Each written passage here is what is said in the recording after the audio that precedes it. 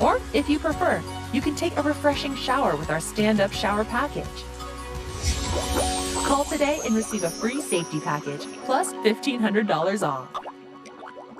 There are a lot of Medicare Advantage plans, but who has time to call a bunch of different carriers to compare options? What if I told you it can take just one call? If you're new to Medicare, recently moved, or losing coverage, you qualify for a special enrollment period. By calling the number on your screen, you can compare rates and plans from multiple carriers. No more dialing around, no more headaches. It's fast, it's easy, and it's all done for you by a licensed insurance agent. You could get the coverage you want at a rate that fits your budget. Won't take more than a few minutes of your day, saving time, and it may save you money. I just became eligible for Medicare, so I called to find a plan that fits my budget. Don't waste time. Call the Benefits Network to speak to a licensed insurance agent about Medicare Advantage plans and compare rates from national carriers. One call to compare options from multiple carriers. For free no obligation consultation, call 800-819-1582.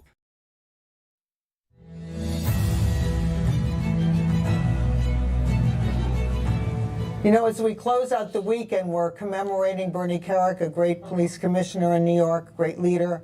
We can expand this a little and be so grateful for all the men and women in blue, for our police all over the country. We've just celebrated National Police Week, and we are very grateful for all our police, too. I work very closely with one of New York's other great former police commissioners, Ray Kelly.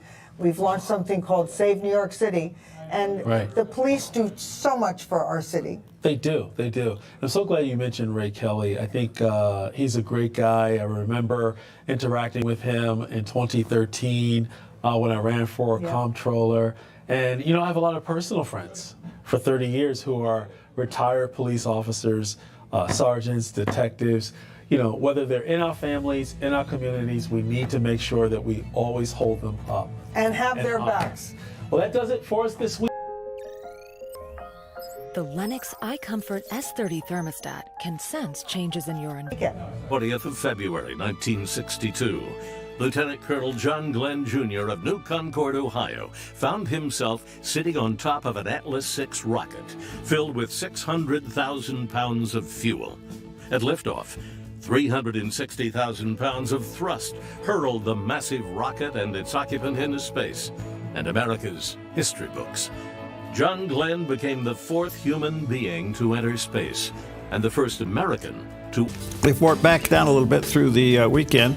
But you know what? At the top of the program this morning, I just want to take a few seconds and say congratulations to our intern who has served here so faithfully. Oh, yeah. Logan. Logan. Yeah. Logan is graduating from high school today, and he's been just a champion behind the scenes. And he's one of these guys that wears his ball cap backwards. Yeah, when he wears one, yeah. Yeah, so I said, hey, Logan, are you going to not wear your cap? You know, the square cap? Oh, yeah. And just wear this one backwards? Right. He said, well, I'd like to, but my mother would kill me. See, Logan, he's a smart guy. And now there are some people out in the audience right now saying, wait a minute, you guys have a high school student working in your control room? Yep. And you know what? The guy can do everything. Well, I have to tell you. It's amazing, Logan. We've been able to, some of our most dedicated, talented staff came from internship program. Dan Chase. Right, yeah. When he was young, he had hair, and he was in love with the other intern. He had a wife and 4 kids. So he falls in love with the other intern. They get married and they have 4 kids. So I don't know if it's in the water here or what it is. I don't know either. I don't know. Yeah. Anyway, congratulations, buddy. We're really proud of you. That's good stuff. Anyway, good morning to you. A lot going on in the news. Anything special today? Yeah, there are a few things special today. Today is National Water a Flower Day. Sue did that with plastic flowers. She could look at a real plant and it'd wither up and die. So she would water plastic flowers. Oh, I'm glad Sue sleeps in now. Oh, man. But it is a reminder for us on the importance of caring for our garden plants. Mm-hmm. So do that, especially on this day that is the warmest of the week. Do you talk to your plants? No. Or does Pam? Yeah. Pam talk to her flowers? I don't think so. Now, I got to tell you the truth. I was watching a YouTube video, and there was this elderly woman back in like the 70s and 80s who used to give like advice. And somebody asked her about talking to her plants. She goes, "That is the most stupid thing I ever heard. Talking to my plants? I don't talk to my plants." And she was going through this. I was dying, and now you bring this up. So I don't know if I'd know what to say to a plant. How about you? Well, it's like talking to yourself. Well, now there. I'm looking I do that all the time. I do too. You know, at home we call that by committee. Oh, really? Yeah. Well, you know, it's the only way my 5 personalities can get along. I have to talk to them. Anyway, it's also National Loomis Day, recognizing Mahlon Loomis. He was a very storied inventor back in the 1800s, and he received a patent for wireless telegraphy. He was like at the forefront in the 1800s of wireless technology. Really? Yes. And so he got the patent on that, and he even had it was claimed that he had a demonstration where he actually sent a wireless signal 18 miles from one mountaintop to another, and he used kites as his antenna. No. Can you imagine that? Wow. Yeah, so it's these are guys that, it's Loomis Day. And, well, let's take it even further. Wireless technology. We live on wireless technology. Oh, boy, right? do we ever. I mean, there couldn't be any. Now, you remember the Hollywood star Hedy Lamarr? Back in the golden days of Hollywood, back in the 30s and 40s. Well, in the 40s, we had this little incident called World War II. And wireless technology being used between aircraft, you know, everybody's talking on radios, and the Germans can listen in, they can hear where they're coming, what the deal is. So she went to work for the government, and she invented what is the basis of our wireless technology that we use today for wireless security. Really? So people can't listen in on and get and hack into all our systems. It's called alternating frequencies.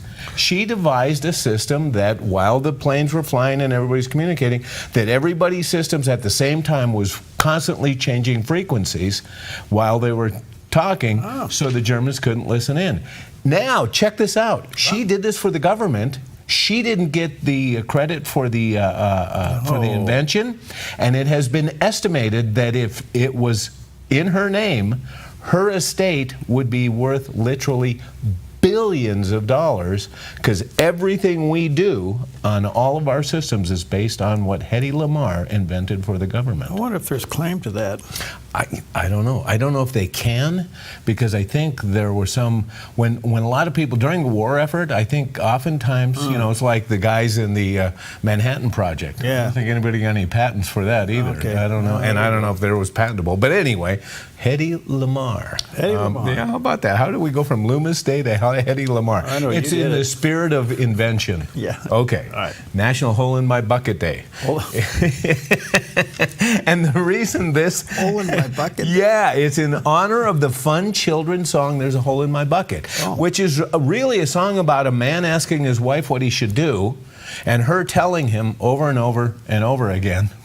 Remember that song? There's a hole in my bucket, dear Liza, dear Liza. Yeah. There's a hole in my... And then she tells him what he should do, fix it. And then he says how, and then she tells him again. He says, yeah, but... And then she goes and tell... It's good. Right. It kind of demonstrates... I don't know what it says about guys, though. You know? What's it say about your bucket list? Let's move on. National Creativity Day. And whether you're an artist, writer, musician, filmmaker, blogger, photographer, graphic artist, or any of 100 other creative personalities, the world is going to celebrate you and your creative pursuits. So whatever that may be, pursue it. Think of Hedy Lamarr. Yeah. How about that? And then finally, did you know that the world's smallest McDonald's is open, but it's only for bees?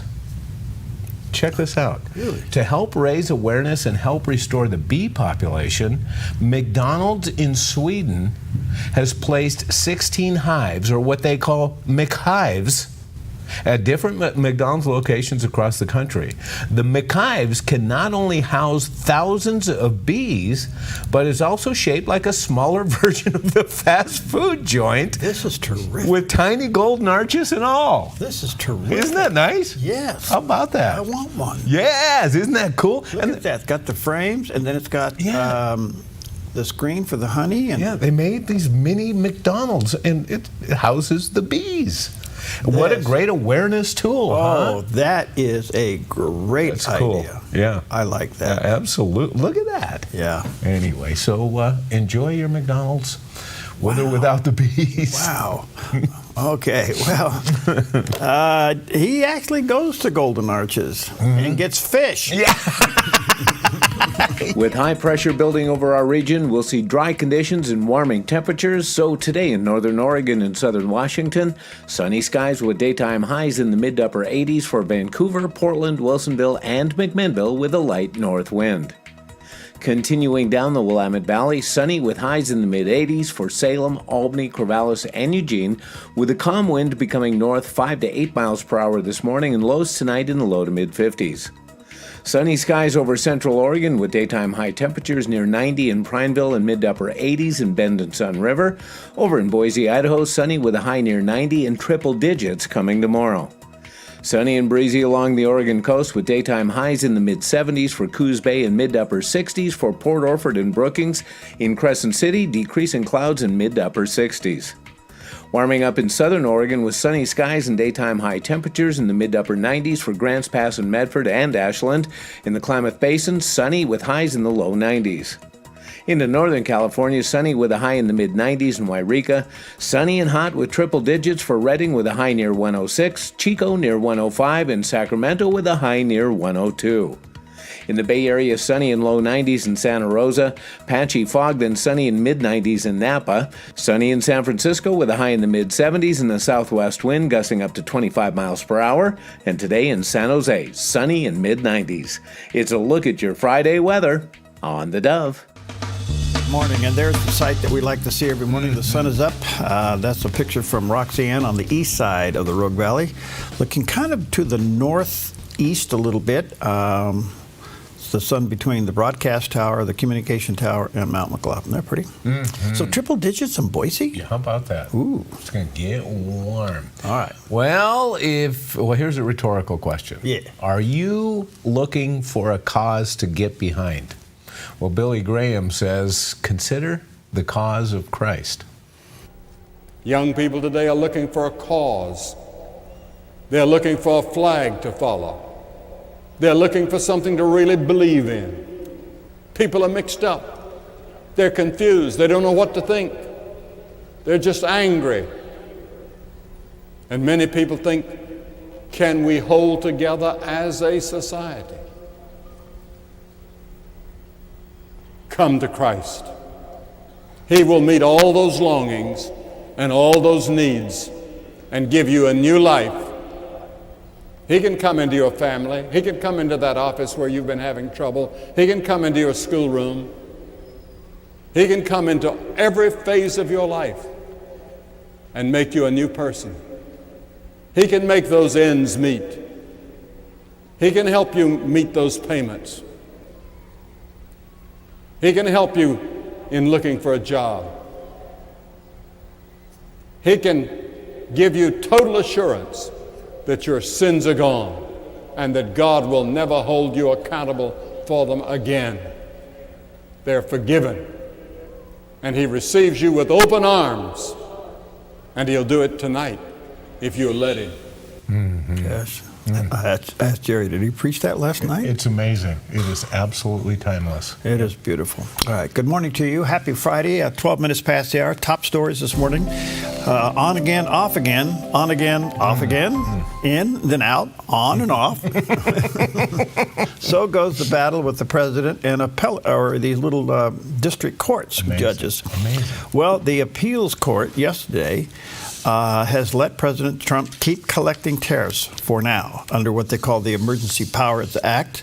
The U.S. Court of International Trade issued an injunction on Wednesday night ruling that the President's Trump's Liberation Day tariffs are illegal However, the White House filed a motion to stay the ruling, and the tariffs were reinstated yesterday afternoon.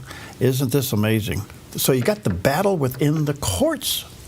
Something's wrong with our judiciary, as we all are now witnessing here. Here's the other thing. You know what's interesting about this? Got a lot of friends that are smart attorneys. And I think what's so interesting here, never in the history of the United States that we have a president that understands how to fight legally. Yeah, yeah. And his band of attorneys are faster and smarter than some of the judges. Oh, interesting, yeah. So they keep appealing. They keep asking for the stay. They hit back, they hit back, they hit back. Yeah. And they don't wait like 3 weeks down the road. It's like within hours they're hitting back. Yeah. Okay? True. And look now what's happened. All the stuff that was thrown at him about the tariffs has been given a green light to continue. Right. That is a big deal. Huge. You know what? It's almost like when he makes these executive decisions, he expects that the judiciary is going to run interference. And so they're ready for it. Yeah. I think he's expecting everything he does, he's going to get hit back, but he's got his crew ready to. Anyway, it's pretty amazing. He wins yesterday. I mean, they threw everything at him to stop him, and one appellate court overturns everything. Yeah. This is forcing the Supreme Court and the Congress to look at the jurisdiction and the authority of district courts, which, believe it or not, this was an ambiguity within the system. Yeah. This was not properly defined. Okay. In the meantime, something else happened yesterday, and that is the Supreme Court yesterday limited the authority of judges to block infrastructure projects due to environmental concerns. Now, this is one issue at a time. In other words, the justices handed down the lone decision yesterday afternoon, slightly curbing judicial authority at a time when President Trump's administration is loudly complaining about the alleged judicial overreach. But basically, as it deals with the construction and then these insignificant environmental rules that stop it, this is amazing. Now, endangered species, they want you to go back into the forest and clean up after a fire. All this ridiculous stuff that goes on in the name of climate change. Yeah. The court stepped in and said, nope, we're going to limit this. And guess what the vote was? 8-0. Oh, really? Oh. I don't know who abstained. Yeah, I don't know. But, gosh, isn't that something? That's a biggie. All right. Well, listen, Elon is out. Today, tomorrow, well, actually Sunday is June 1st. And it was planned that he'd be out by June. And there's some logistics behind this. Yeah. You can explain that, but the point being is that he had to get out. Yeah. He had to get out because of the restraints. He would have become an employee, which would have opened him up for financial scrutiny. Right. Now, when you're the richest guy in the world, do you want everybody looking at your Do you book? want the government opening your books? Especially when you've been in there with a scalpel cutting the government. Oh, I was going to say, yeah, especially with as many enemies as this guy has inside the government now. Oof. So anyway, he steps out, but he does not like the big, beautiful bill because it does add to the deficit. President Trump's response to that, temporarily, it adds to the deficit. But here's the deal. He leaves a void. What happens to Doge? Well, yesterday they answered the question. I thought, this is brilliant. So let's just back up a little bit. In the last 6 months, this man and his team, Elon Musk, goes into all these agencies and finds fat and fraud. What he's told every agency in government is, you have fat and fraud. Look for it and deal with it. So the president yesterday said, we're not going to replace Elon. I'm going to put this responsibility on every department head. Oh, wow. And I'm going to put this responsibility on every secretary that I have. Get into your agency and clean it up. This proves that it's there, and it proves that it can be cut. So part of the cabinet meetings are going to be, here's what we're doing and here's what we cut. Oh, really? So the cabinet meeting is going to have another agenda. How much did you cut out of your department this week? Well, we did this, Mr. President. Oh, by the way, we went out and stopped this and did this and did this. Wow. To the point where Secretary of State Marco Rubio is consolidating tens of thousands of jobs and building some facilities and eliminating a lot of stuff. Wow. So the residual effect of Doge is in effect and will be there for quite a while. But the president's cabinet is going to pick up the slack. That's kind of interesting. Very performance-based. You're going to have to report in on what you're doing. Well, yeah, and you know what? If anybody learned anything, and the American people love this, by the way. Only the liberals are screaming because they got caught with their hand in the cookie jar. Okay, true. That's basically what it is. Yeah. So, all they get is, well, Mr. President, we cut out $43 billion out of our agency this week, and here's how we did it. You know. So anyway, kind of interesting, isn't it? Yeah. Now, let me ask you this. Speculate. Do you think this is going to be a relief on Elon Musk to step away? Yeah. You know what? He's got to get his life back. Yeah. He may be the wealthiest guy in the world, and he does fly around with all of his opulence and jets and everything. Right. And homes and boats and all those things that people do to depreciate expenses. Yeah. He's got 4 or 5 businesses he's got to get his nose back into. Yeah, plus he can't go anywhere these days without security details because he gets constant death threats. Yeah. So I mean, who wants that? Yeah, he's got to get back to business because it's like if you found the business and you're not in it, it falls apart. Yeah. Okay. All right. Let's see. Do I ask you this question? What? Let me ask it rhetorically. Oh no. Do you have a concealed permit?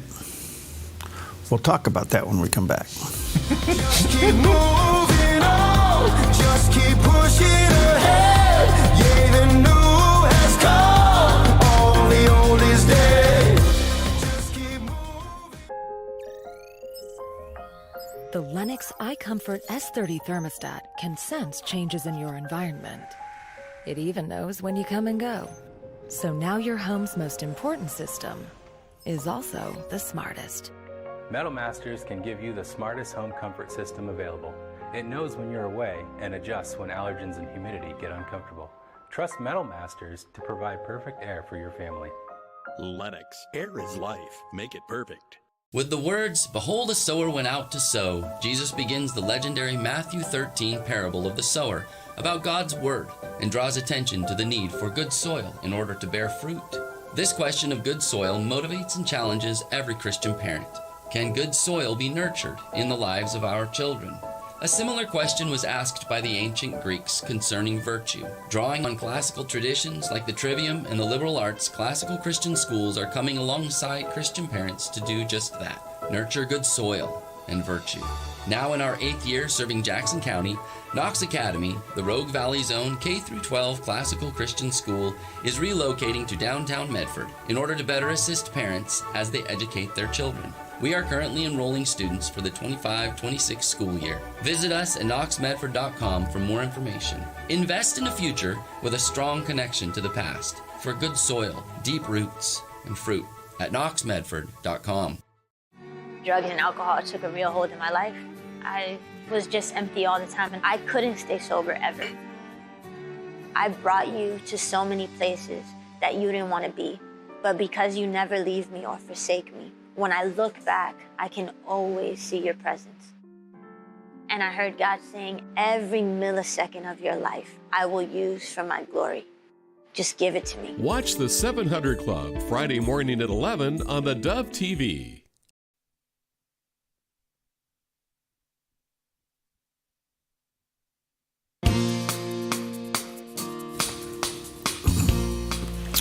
Welcome back. 21 minutes past the hour on this really beautiful Friday morning. I think this is the hot one, and it's hot across the district, so make sure your animals have some cool water and all that. And you know what? Things are drying out really, really fast, and there's some fires around. Yeah, I saw something to the east of us last night. East, and then we had one, there's one down in Northern California, so folks, we're in that season, and officially it starts Sunday, but actually it's now, and so be really careful. I noticed smoke in the valley this morning when I came in. Yeah, I saw that last night. Okay, excuse me. You know, our legislature's in session, and I don't, well, anyway, this is so typical, but the Oregon Senate yesterday passed the hotly contested gun bill.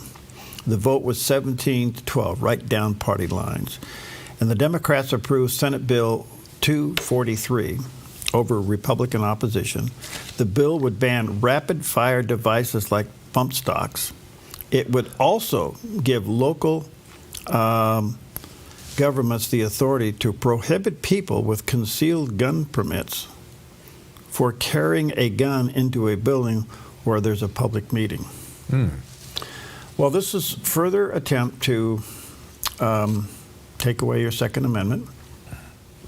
This is all emotional, and there goes the vote. So you got to ask yourself, what's next? They've tried ammo, they've tried magazines, they've tried gun styles. This is so interesting to me. Now, look, I realize it's emotional and very controversial, but gun sales are through the roof. Yeah, absolutely. And what's interesting to me is handgun sales by women are over the top. Yeah. As women are going to these classes and getting their permit. Yep. And how many of these gals out there got something in their purse besides a makeup kit? It's a good question. So I don't know where this is going to go, but there's your legislature at work. Yeah. Nothing really surprising about this, is there? No, there isn't. But, I have to ask yourself something, We're down to the end of the session. Who knows what taxes are we going to get 20 cents on a gallon? All this stuff is happening out there. I hope to get Christine Drazan on, who manages. She's the lead Republican in the House. She ran for governor, and have her go through the litany of things that the Democrats are jamming through. I want to ask ourselves again, rhetorical question: where is the breaking point for Oregon? Yeah. Where is the breaking point of liberal nonsense for Oregon? Is it in our lifetime? Do you want an answer to that? Well, I'm asking it rhetorically. I know. Because when you look at this, there's just Oregon needs to look to California and saying, look, you're on that same road. Okay?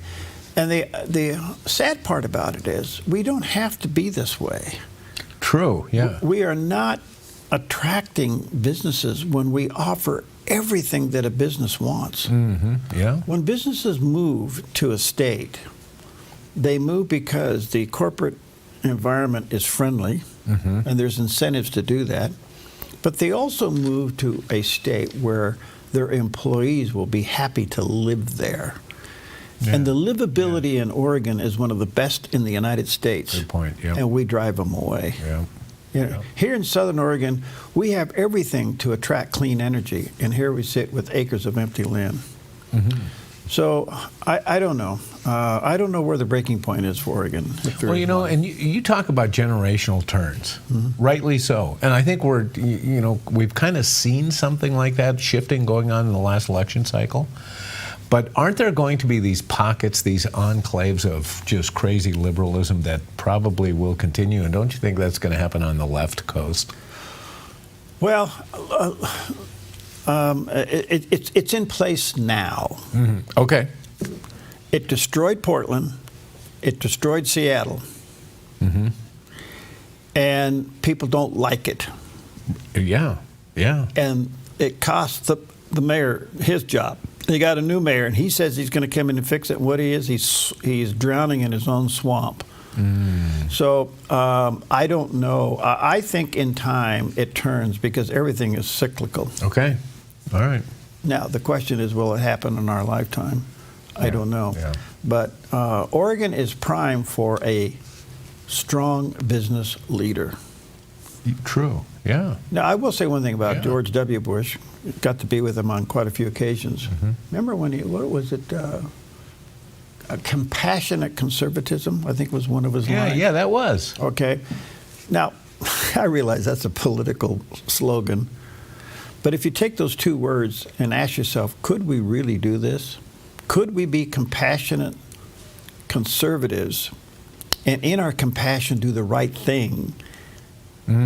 That really helps people who are struggling that don't realize they've been overrun by people who want to control their lives. Right. Yeah.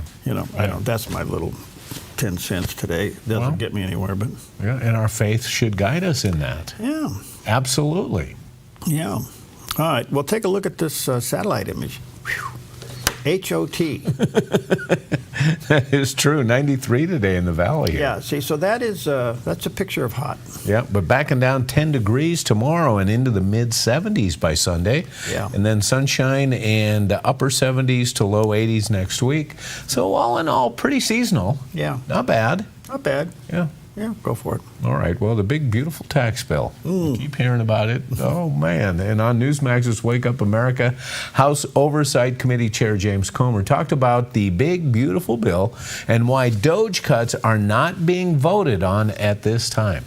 You know, the budget reconciliation can only deal with mandatory spending. Mandatory spending is anything pertaining to Social Security, Medicaid, Medicare, federal employee benefits, things like that. A lot of what Musk has focused on and done a tremendous job is discretionary spending, not mandatory spending. So, you know, I think we're going to do everything we can. I know the conservatives like myself and people like Ted Cruz, and we want to pass the DOGE cuts. But we've been instructed by President Trump to focus on the budget reconciliation bill, which again is mandatory spending, not discretionary spending. I know it's a little confusing, but once we get this big, beautiful bill, I think you're going to see more of these DOGE recommended cuts pass through Congress. That's my hope anyway. So I believe at the end of the day, if Musk will work with us on this, I believe that we can accomplish everyone's goal. And the goal is to get the backs of the American taxpayers and get runaway spending under control. Boy. Well, look, I don't think the average person understands that. Yeah. Yes. I really think they need a visual to show this. Now, when he came out and showed the tariff inequities in a visual, people got it right away. The Treasury Secretary needs to stand in front of a whiteboard and just show the American people what's going on here. Otherwise, it's just a bunch of words that people are yelling and screaming at each other. Right. And most of the people who are battling budgets, and I want to say this respectfully, but I believe it's true, I don't think any of them, I shouldn't say any of them, I think a lot of them don't even know what a balance sheet is. I don't think they know what a P&L is. They're in it for their pet peeves, and they want their hand in the cookie jar to get as many cookies as they can out. Okay. Yeah. So somewhere along the line, good business practice, has to be. That's what I call baseline accounting. It has to be dealt with, and so we'll see what happens here. But man, I wish I could send somebody a note and say, just get a whiteboard and show people what you're doing. Don't get up there and just throw words at it. Well, it's a big, beautiful bill, and we have to pass it because it's reconciliation, and we can't. You know what? It goes right over the top of most people's heads. Give us some basic math. Yeah, show it on the board. 2 + 2 = 4. If they can write it. We'll be right back.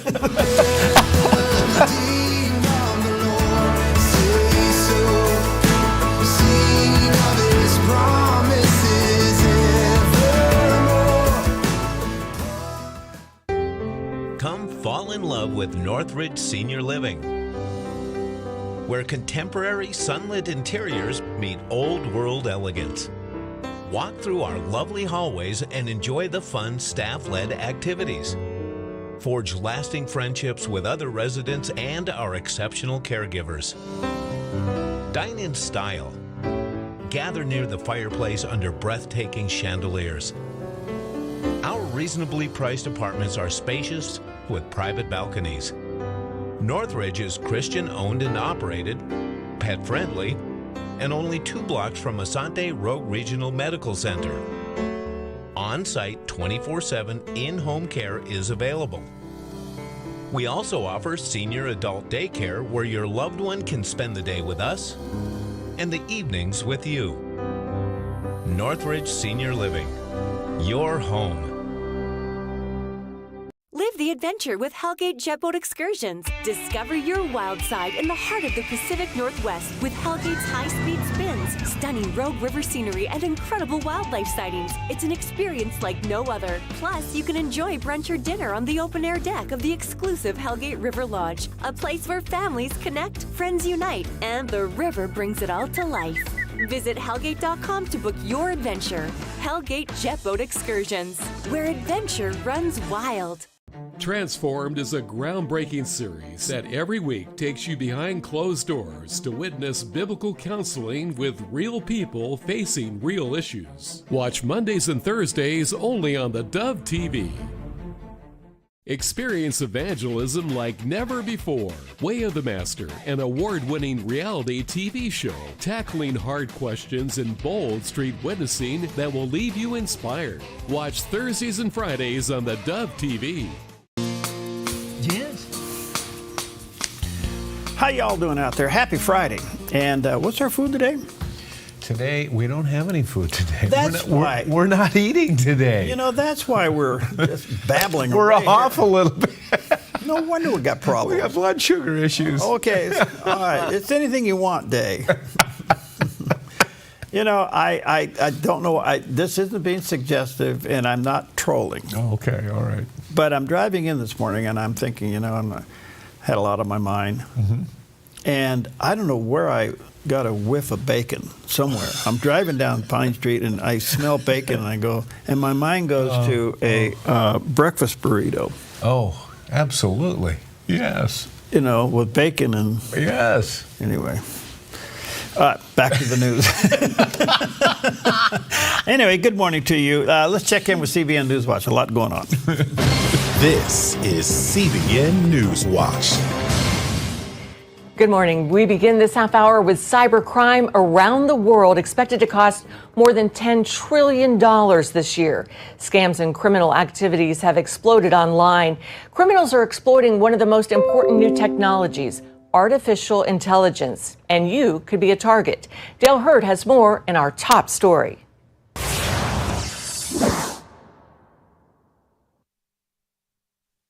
More and more people are getting scammed online. Recently, my grandpa just got scammed out of like his whole life savings. Just last week, I spoke to somebody who invested, really got scammed. My wife got victimized in an internet fraud. AI-enabled crimes are up 456% since last year. Email phishing attacks, identity theft, ransomware attacks, financial scams, and deepfake child pornography are all becoming more sophisticated and prevalent. Artificial intelligence has become the tool of choice for online criminals because it is erasing the line between the real and the fake. Google's newly announced video generator is about to flood the internet with AI-created clips that have the look of expensive films. None of us is real. We're here because someone decided to write a prompt. We all hate him for it. AI can take this. Artificial intelligence will supercharge online criminal activity and turn it into this deepfake of me saying whatever someone programs my image to say, and it doesn't have to be true. I've never seen anything move faster in my lifetime than AI. Not the internet, not crypto, not anything else. And I mean, what we're doing is we're measuring this technology in days. Former federal prosecutor Ari Redbord is the global head of policy at TRM Labs. AI has removed the human bottleneck from scams, from cybercrime, and from other types of illicit activity. America's adversaries are said to be using AI to influence U.S. politics and to steal. We've seen North Korea. They just stole $1.5 billion in one day to use for weapons proliferation and other destabilizing activity. Every major American adversary is experimenting with AI. Leah Siskin is an AI expert at the Foundation for Defensive Democracies. At the start, the outbreak of the war between Ukraine and Russia was Russia creating deepfakes of Ukrainian President Zelensky surrendering. It's not very hard to tell that this is a deep fake because at times the voice and facial movements seem unnatural. However, online criminals are already working to fix these kinds of imperfections, says cybersecurity expert Neil O'Farrell. So if you're looking for those as a way to tell the difference between deepfake and real, you're probably setting a trap for yourself because the bad guys know those are the giveaways. So they're working very, very hard on fixing those telltales. How can you protect yourself from these scammers? O'Farrell says if you receive a call from a friend or family member claiming to be in trouble and requesting money or personal information, you need to ask questions. Where are you? What jurisdiction are you in? Could I speak to an arresting officer? Could you hold the phone up, turn on the video, and let me see? I want you, like proof of life. Show me that it is you, and you are where you say you are. Or choose a unique family code word that's not been sent through the internet and ask a friend or family member to say it. Dad, I got into some trouble and I need some money. I need you to go buy $100 Visa gift card and read me the numbers on the back. Sure. What's the password? Armani? I'm not continuing this conversation until you give me the code word. What worries experts is how artificial intelligence learns, and that AI crime is headed toward what's called its mature phase. So that's when, AI really completely removes the human bottleneck and is essentially doing the scam activity, doing the cyber attacks in a completely automated way. Former Google CEO Eric Schmidt recently issued an ominous warning about AI accelerating toward artificial superintelligence. This foundation is being locked in, and we're not going to stop it. Because remember, the computers are now doing self-improvement. They're learning how to plan, and they don't have to listen to us anymore. And this is the theory that there will be computers that are smarter than the sum of humans. That means law enforcement and governments will need to utilize AI tools now to fight this crime wave, which experts say could quickly become an epidemic. Dale Hurd, CBN News. Well, this is alarming. This is the downside and the bad side of AI. And but the cat's out of the bag. Yeah, and it continues to get out of the bag. That one guy was commenting that we've never seen anything grow this fast. The internet, computer technology, anything. So basically, they are measuring the growth in AI in days. Yeah, days. So it's like anything else. It can be used for good. It can be used for bad. Yeah. You can do that with anything. Yeah. So. It also touched on that one, especially when it comes to scams. Mm-hmm. There is that scam out where especially grandparents get called, and then somebody is faking, talking like they're their grandchild, saying, "Grandma or Grandpa, I need help. I need some money," and blah, blah, blah, blah. Well, now they can match the voice of the grandchild and actually speak in that tone. I mean, this is shocking. It is, and just beware. Mm-hmm. Beware. There's an old saying, if it doesn't make any sense, hang up. Yeah. Okay. And you know what the other thing is? I don't know about you guys out there, and I think I know about you, but if I call and you're not in my contacts, I'm not going to pick up. There you go. Well, here's somebody that AI will never be able to track. With high pressure building over our region, we'll see dry conditions and warming temperatures. So today in northern Oregon and southern Washington, sunny skies with daytime highs in the mid to upper 80s for Vancouver, Portland, Wilsonville, and McMinnville with a light north wind. Continuing down the Willamette Valley, sunny with highs in the mid-80s for Salem, Albany, Corvallis, and Eugene, with a calm wind becoming north 5 to 8 miles per hour this morning and lows tonight in the low to mid-50s. Sunny skies over central Oregon with daytime high temperatures near 90 in Prineville and mid to upper 80s in Bend and Sun River. Over in Boise, Idaho, sunny with a high near 90 and triple digits coming tomorrow. Sunny and breezy along the Oregon coast with daytime highs in the mid-70s for Coos Bay and mid to upper 60s for Port Orford and Brookings. In Crescent City, decreasing clouds in mid to upper 60s. Warming up in southern Oregon with sunny skies and daytime high temperatures in the mid to upper 90s for Grants Pass and Medford and Ashland. In the Klamath Basin, sunny with highs in the low 90s. Into northern California, sunny with a high in the mid-90s in Wairika. Sunny and hot with triple digits for Redding with a high near 106, Chico near 105, and Sacramento with a high near 102.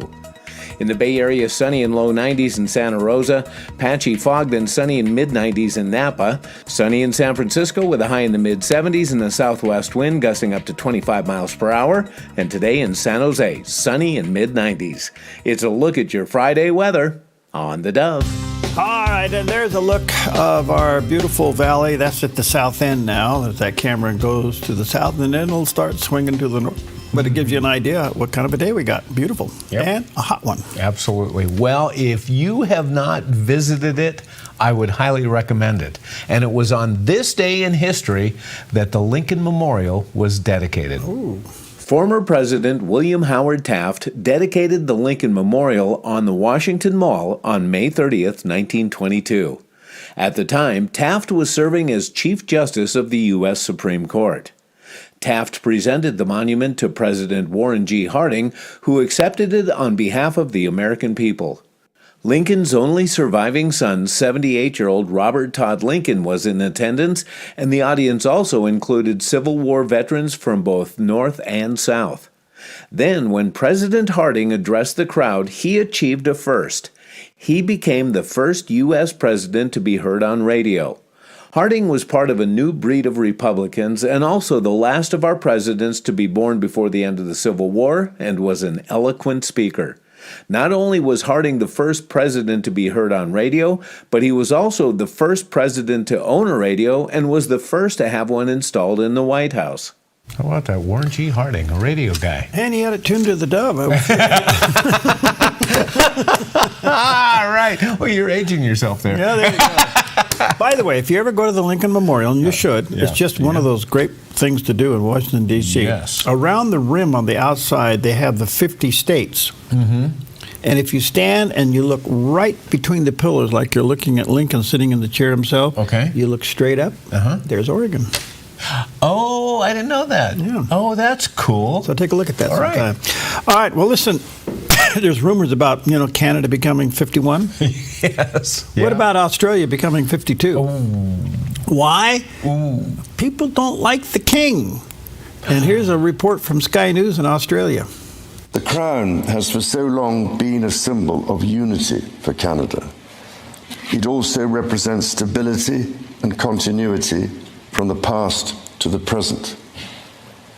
As it should, it stands proudly as a symbol of Canada today, in all her richness and dynamism. As the anthem reminds us, the true North is indeed strong and free.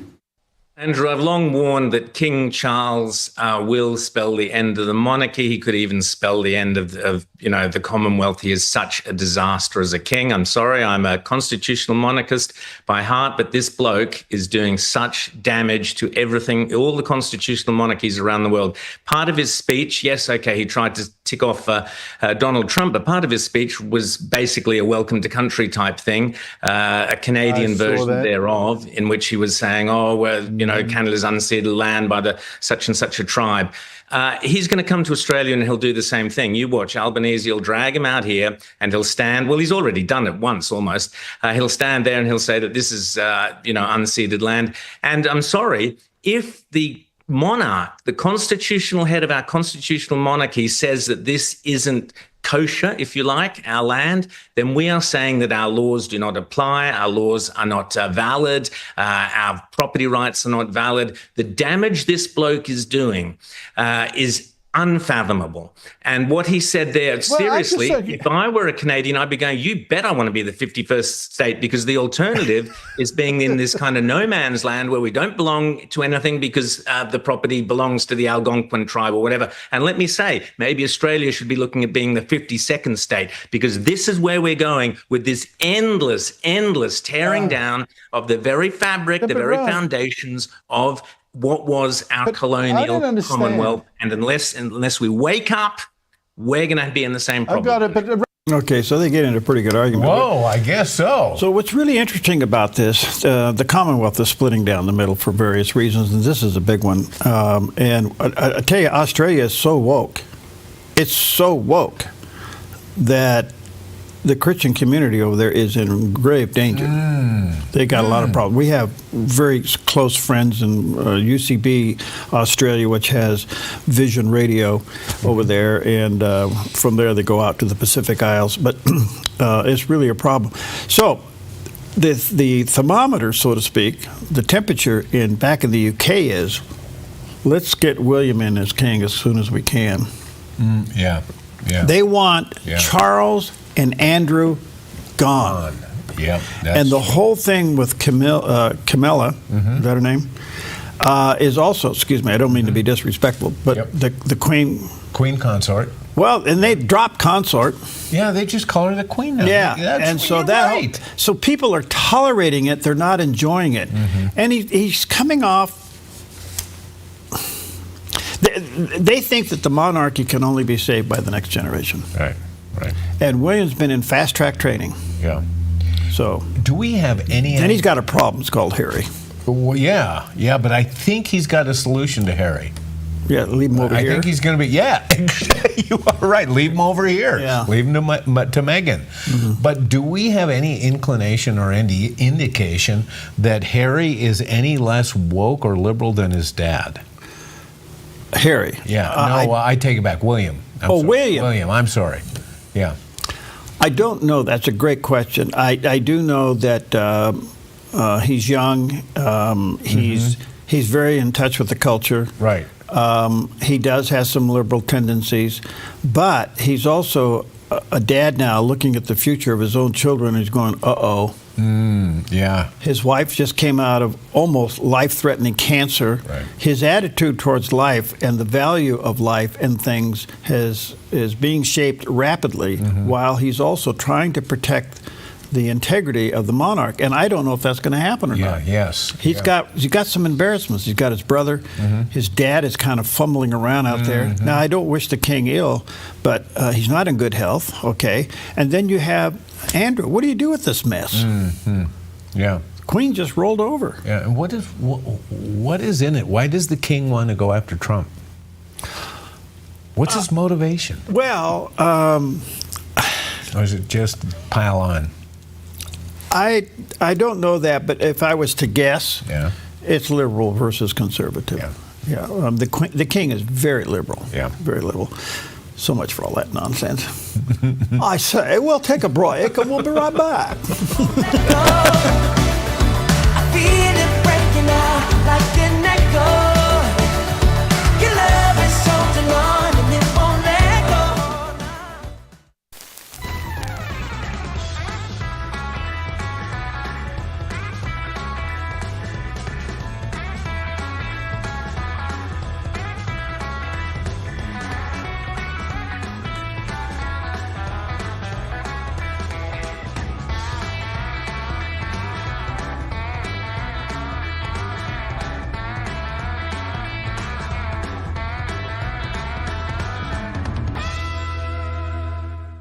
Thousands of satisfied customers make Jim Clark's Consignment Country the most recommended RV consignment lot on the West Coast. Even dealers recommend us. That success comes from dealing with only the cleanest pre-owned RVs at the best prices, no high-pressured salespeople, and treating customers with respect. And we've been doing this in the same location for over 40 years. Before you buy or sell your RV, see why so many satisfied customers recommend Jim Clark's Consignment Country. Family owned and operated at 1630 Rogue River Highway in Grants Pass. Welcome to Rise Direct Primary Care. Imagine a healthcare experience where you're known by name, cared for like family, and treated with compassion. How is that possible? With an affordable, flat monthly membership, you receive unlimited primary care and minor urgent care visits. No insurance needed. At Rise Direct Primary Care, we offer a friendly, affordable healthcare experience where you get a whole hour with your provider. Located in Central Medford and accessible by phone or text, we can typically get you in the same or next day. We prescribe urgent care medications directly from our office, saving you a trip and wait time at the pharmacy when you'd rather be at home getting better. Personalized medical care with a human touch. Rise Direct Primary Care is all about healing the sick with compassion and keeping the healthy healthy. Rise Direct Primary Care. We're here for you. Visit risehealthdpc.com or call or text us 541-827-8603. 541-827-8603.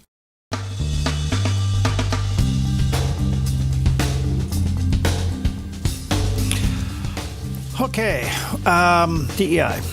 Still, it's still out there. It's being pushed out with great resistance, as you can imagine.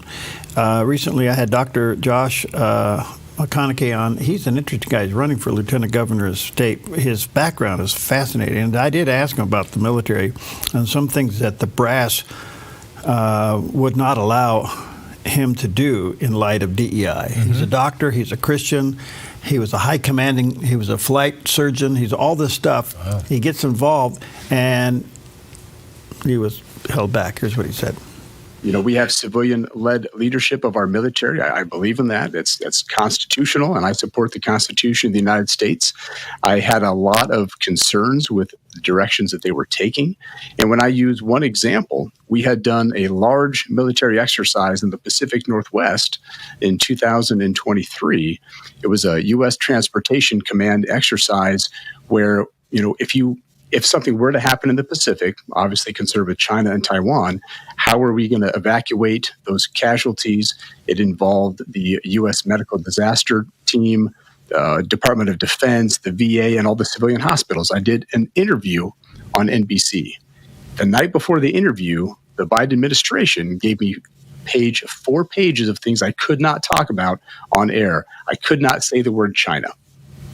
So it was embarrassing, to be quite honest. The very first question that the anchor asks is, of course, is this exercise in response to Chinese aggression in Taiwan, which I could not say the word China, and there was a canned response that they had us, articulate. But, when you're more concerned about upsetting China than preparing and defending this nation, for potential conflict, I do not agree with that. And I think 76 million other people had that concern as well, and that's why Trump's in office. Wow. So the pressure behind the throne is there. The pressure behind the brass is there. And when you look at DEI being pushed out of the military, especially at the Pentagon and beyond, you can see the resistance. Mm-hmm. Okay, because anyway, I don't need to go down that road. It's pretty obvious. Wow. Yeah. He wasn't allowed to say the word China in his response. He was asked, is this in response to Chinese aggression towards Taiwan? You can answer that without saying China? Yes. Yeah. Say no more. Yeah. But obviously he was given guidelines. Yeah. Well. Oh, that's terrible. And realize you're a brass in the military, and all that can be wiped out by saying one word. Right. That's scary. Yeah. Yeah. Oh, man. All right. Got some great guests coming up. Stick around. All right. Well, sometimes, video comes up online that puts a smile on your face, and here is a great example. An elementary school in Hot Springs, Arkansas recently turned an ordinary day into something unforgettable with a joyful pet parade, and the internet can't get enough. Students proudly marched with their furry, feathered, and scaly companions in tow. Dogs led the way, but they were joined by an eclectic mix of animals including chickens, lizards, rabbits, snakes, and even a tarantula. The smiles on kids' faces and the surprise appearances from some very unexpected pets made for a heartwarming scene that's now delighting viewers everywhere. As many commenters said, we need more of this in the world. I love it. A pet parade. A pet parade. And Why do we have a pet parade? Yeah, and as I was doing this story, I found other schools that were doing similar things. So pet parade. Now, do you remember back in the olden days? How would you herd all 5 of your dogs down? I wouldn't. They're not going. They don't act. They're not well behaved enough. But remember back in the olden days, we used to do this thing called show and tell? Yes. Yeah. Is there show and tell going on anymore? Well, that's a good question. You know where it is going on? Facebook, social media is like show and tell, isn't it? It is every day. Here's my dinner. Yeah. Let me tell you about it. Okay. Here's my vacation. Yeah. Let me tell you about it. Here are go. my grandkids and my kids. Let me tell you about them. Okay. It's like, why doesn't one of these social media platforms just call itself show and tell? Well, they could. Yeah. That would be a good one. Show Yeah. and tell. That's basically what it is. Yeah, exactly. Isn't that amazing? Yeah, that's a good point. Show and Tell Inc. Show and tell, or showandtell.com. There you go. But I don't know. Remember, did you ever bring your pet to school day? You know what? I don't remember bringing a pet to school, but I do remember bringing my baby sister to school for show and tell. Was she on a leash? She was in a burrito.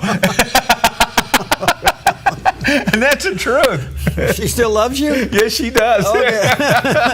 Oh, that's great. All right, take with you a great scripture for this Friday. 1 John chapter 3, verse 22. And whatever we ask, we receive from him. Why? Because we keep his commandments and do what pleases him. Do you keep his commandments? You ought to check in on the Big Ten. Ask yourself how you're doing in that department. And then do what pleases him. We'll be right back.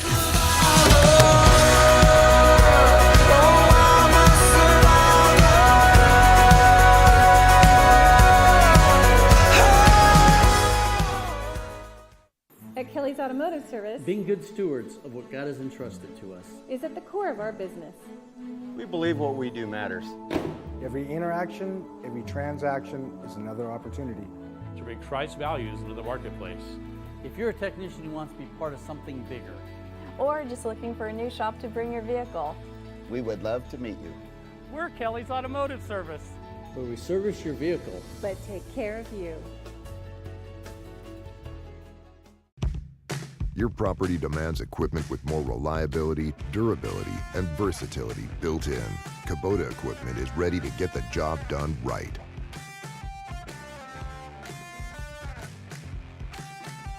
Spring is around the corner and summer is on its way. With fire danger biting at its heels, flammable blackberries and underbrush will grow like gangbusters and sprout fire danger in no time. A wise property owner knows the best time to take care of fire danger is to extinguish it before it gets started. GMV Forestry, LLC can help you protect your property with adequate firebrush clearing to fireproof a zone around your precious property. With over 35 years experience, GMV Forestry LLC has the knowledge, experience, and all the equipment you need to get the job done right, offering a wide variety of services like mulching, field mowing, snow removal, driveway clearing, ditch cleaning, gravel delivery and spreading, driveway sweeping, logging, and more. GMV Forestry LLC does it all, and they do it right. GMV Forestry LLC, the team you can trust. 541-660-6445. 541-660-6445. Life is complicated enough. Why worry about what to do with your extra car? Skip the costs of maintaining it, storing it, insuring it, or renewing registration. Car repairs? Forget about it. Here's one easy solution to your car problem. Donate it to our station. It's fast, free, tax deductible, and if you donate, you're going to feel incredible knowing you're supporting quality programming. Interested? Just call this toll-free number or donate online. Thank you. This week on The John Ankerberg Show, imagine never knowing the gift of love, joy, peace, and hope found in God's Word. For many, that's reality. They long to read it, but can't. For example, over the years, we've been working with Bible translators, but when they get done with the translation, the majority of the people can't read it. They're non-literate. So how can we help them? Join me for The John Ankerberg Show weekdays at 4 o'clock right here on the Dove TV. It'll be encouraging and informative. The Dove TV, encouraging and informative with Focus Today, weekdays.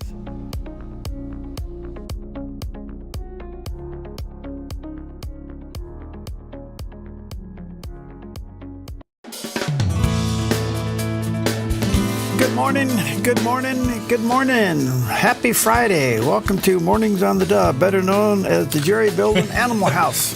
What? And I'm the chief trainer. Get your whip. Anyway, good morning to you. Happy Friday. Beautiful day in the neighborhood. A hot one on tap throughout the Pacific Northwest. We'll talk about that. Triple digits in Idaho today. How about that? Boise is going to warm up. Yeah, all our good friends over there. There you Get go. ready. Yeah, our other residents. Yes. Yeah. Anyway, good morning to you. A lot going on in the news. There always is. And you got anything special today? Well, it is going to get hot today. And with that in mind, it is National Water a Flower Day. It reminds us of the importance of caring for our garden plants. And if you have a garden, you probably are aware of the need to take care of that. So get your hose or your watering can or whatever you do and get out there and water your flowers. It's also National Loomis Day, recognizing Mahlon Loomis, the person who received, now check this out, he was a renowned inventor back in the 1800s. Wow. And he invented a number of things, including wireless telegraphy. He got the patent for wireless telegraphy. How do you do wireless back in the 1800s? Very carefully. Back in the 1860s, he actually transmitted a signal 18 miles. And he used as his antennas kites. Oh. Now, he was a dentist. You know what else he was instrumental in inventing? The drill? The modern dentures. From wireless technology to your teeth. Now, Loomis, he was quite a guy, so it is National Loomis Day. It's also National Hole in My Bucket Day. Hole in my bucket, my bucket. Bucket, my bucket. There's a hole in my bucket. And basically, it's a children's song. There's a hole in my bucket. And really, if you think about it, it's about a guy who doesn't know what to do. And so he keeps asking his wife, and she keeps telling him. You know, it's a pretty good song. Anyway, it's also National Creativity Day. And whether you're an artist, a writer, musician, filmmaker, blogger, photographer, graphic artist, or many other creative possibilities out there, you know, celebrate. And sometimes creative people aren't understood very well, are they? Well, look, they are on another frequency. Absolutely. Absolutely. Speaking of wireless telegraphy. Well, they're kind of like worship leaders. They're just weird. Well, there's some very creative people who are worship leaders. Oh, man. Okay, moving on. And did you know that the world's smallest McDonald's is open, but it's only for bees? Check this out. To help raise awareness and to help restore the bee population, McDonald's in Sweden has placed 16 hives, or what they call McHives, at different McDonald's locations across the country. The McHives can not only house thousands of bees, but it's also shaped like a smaller version of the fast food joint, tiny golden arches and all. So McHives in Sweden. I love this story. This is a great idea. This is really neat. I don't know who thought of this, but yeah, the mini McDonald's, they all look so cool. And I bet it is. I bet it's raising awareness and doing something positively in that sense. And we've talked about it. You know, bee populations have struggled in certain years. And look, no bees, no food. Exactly right. I mean, it's God's ecosystem, and you got to respect them little things. I wonder if they have filet of fish there. Well, I don't know. But you can do it at McDonald's. Maybe we could do one with the Dove Tower or something. Oh, there you go. The Dove Hive. Yeah. Anyway, I love that story. All right. That is terrific. All right. Well, he... Oh, no. He buzzes a lot. With high pressure building over our region, we'll see dry conditions and warming temperatures. So today in northern Oregon and southern Washington, sunny skies with daytime highs in the mid to upper 80s for Vancouver, Portland, Wilsonville, and McMinnville with a light north wind. Continuing down the Willamette Valley, sunny with highs in the mid-80s for Salem, Albany, Corvallis, and Eugene, with a calm wind becoming north 5 to 8 miles per hour this morning and lows tonight in the low to mid-50s. Sunny skies over central Oregon with daytime high temperatures near 90 in Prineville and mid to upper 80s in Bend and Sun River. Over in Boise, Idaho, sunny with a high near 90 and triple digits coming tomorrow. Sunny and breezy along the Oregon coast with daytime highs in the mid-70s for Coos Bay and mid to upper 60s for Port Orford and Brookings. In Crescent City, decreasing clouds in mid to upper 60s. Warming up in southern Oregon with sunny skies and daytime high temperatures in the mid to upper 90s for Grants Pass and Medford and Ashland. In the Klamath Basin, sunny with highs in the low 90s. Into northern California, sunny with a high in the mid-90s in Wairika. Sunny and hot with triple digits for Redding with a high near 106, Chico near 105, and Sacramento with a high near 102. In the Bay Area, sunny and low 90s in Santa Rosa. Patchy fog, then sunny and mid-90s in Napa. Sunny in San Francisco with a high in the mid-70s and a southwest wind gusting up to 25 miles per hour. And today in San Jose, sunny and mid-90s. It's a look at your Friday weather on the Dove. All right, there's a beautiful shot of our southern Oregon Valley. That's a live shot off the top of what we call Roxanne Mountain, and you can see a little bit of a broadcast tower antenna there. And that's looking to the north. So if you look just to the left side of that, you'll see a bald area there. That's where the airport is. That's where we are. And they're pretty a few clouds coming in from the north. But it's a hot day in the making. There you go. Well, here is a question that, we throw a lot of rhetoricals out there. And just for you out there who are watching and listening, let this be a real question. Do you know Christ? I heard it said once in a sermon, and in fact, I've heard it a couple times, that you get to a point in your life where it's time to stop talking about Jesus and start talking to him. Well, here's Billy. Now I want to ask you, do you know Christ? You see, Christ died for you. And on that cross, God laid on him the sins of us all. We deserved hell. We deserved judgment. We deserved to pay the price for our sins. But Jesus took them voluntarily on the cross. And on that cross, he had the capacity, because he was the God-man, to see you sitting here tonight. He looked ahead these thousands of years, and he could see you, and he knew all about you, and he loved you, and he's willing to forgive you and give you purpose and meaning in your life and change your life. Your life has to change. But as many as received him, to them gave he power to become the sons of God, even to them that believe on his name. Have you come to Christ? Has there been a time when you received him as your Lord and your Savior and said, Lord, with your help, I want to follow you. I'm going to read the Bible, and I'm going to pray, and I'm going to be as faithful to you as I can. I can't live the Christian life alone. I'm a failure. Billy Graham cannot live the Christian life. I've tried. I can't do it. But with the help of the Word of God and the help of the Holy Spirit, I can live the Christian life. But he lives it through me. He produces the fruit of the Spirit, which is love and joy and peace. All of these things are supernaturally produced in you by the Holy Spirit when you receive Christ. Mm-hmm. Well, there it is, the gospel in a nutshell. To your point, you can hear Anne Graham Lotz. It's just amazing. I mean, the phrasing, the articulation, man. And the mannerisms, you can see it in Franklin. Absolutely, yeah. Amazing. Yeah. All right, good morning to you. Happy Friday. Let's take a look at some of the top stories. On and off, on and off, on and off. It's kind of like me when I was, when the boys were younger. I'd go in their bedroom, turn the light off. Oh, yeah. They turn it on. I turn it off. They turn it on. You know how that goes? Well, that's kind of what's going on here. The on and off of President Trump's tariffs.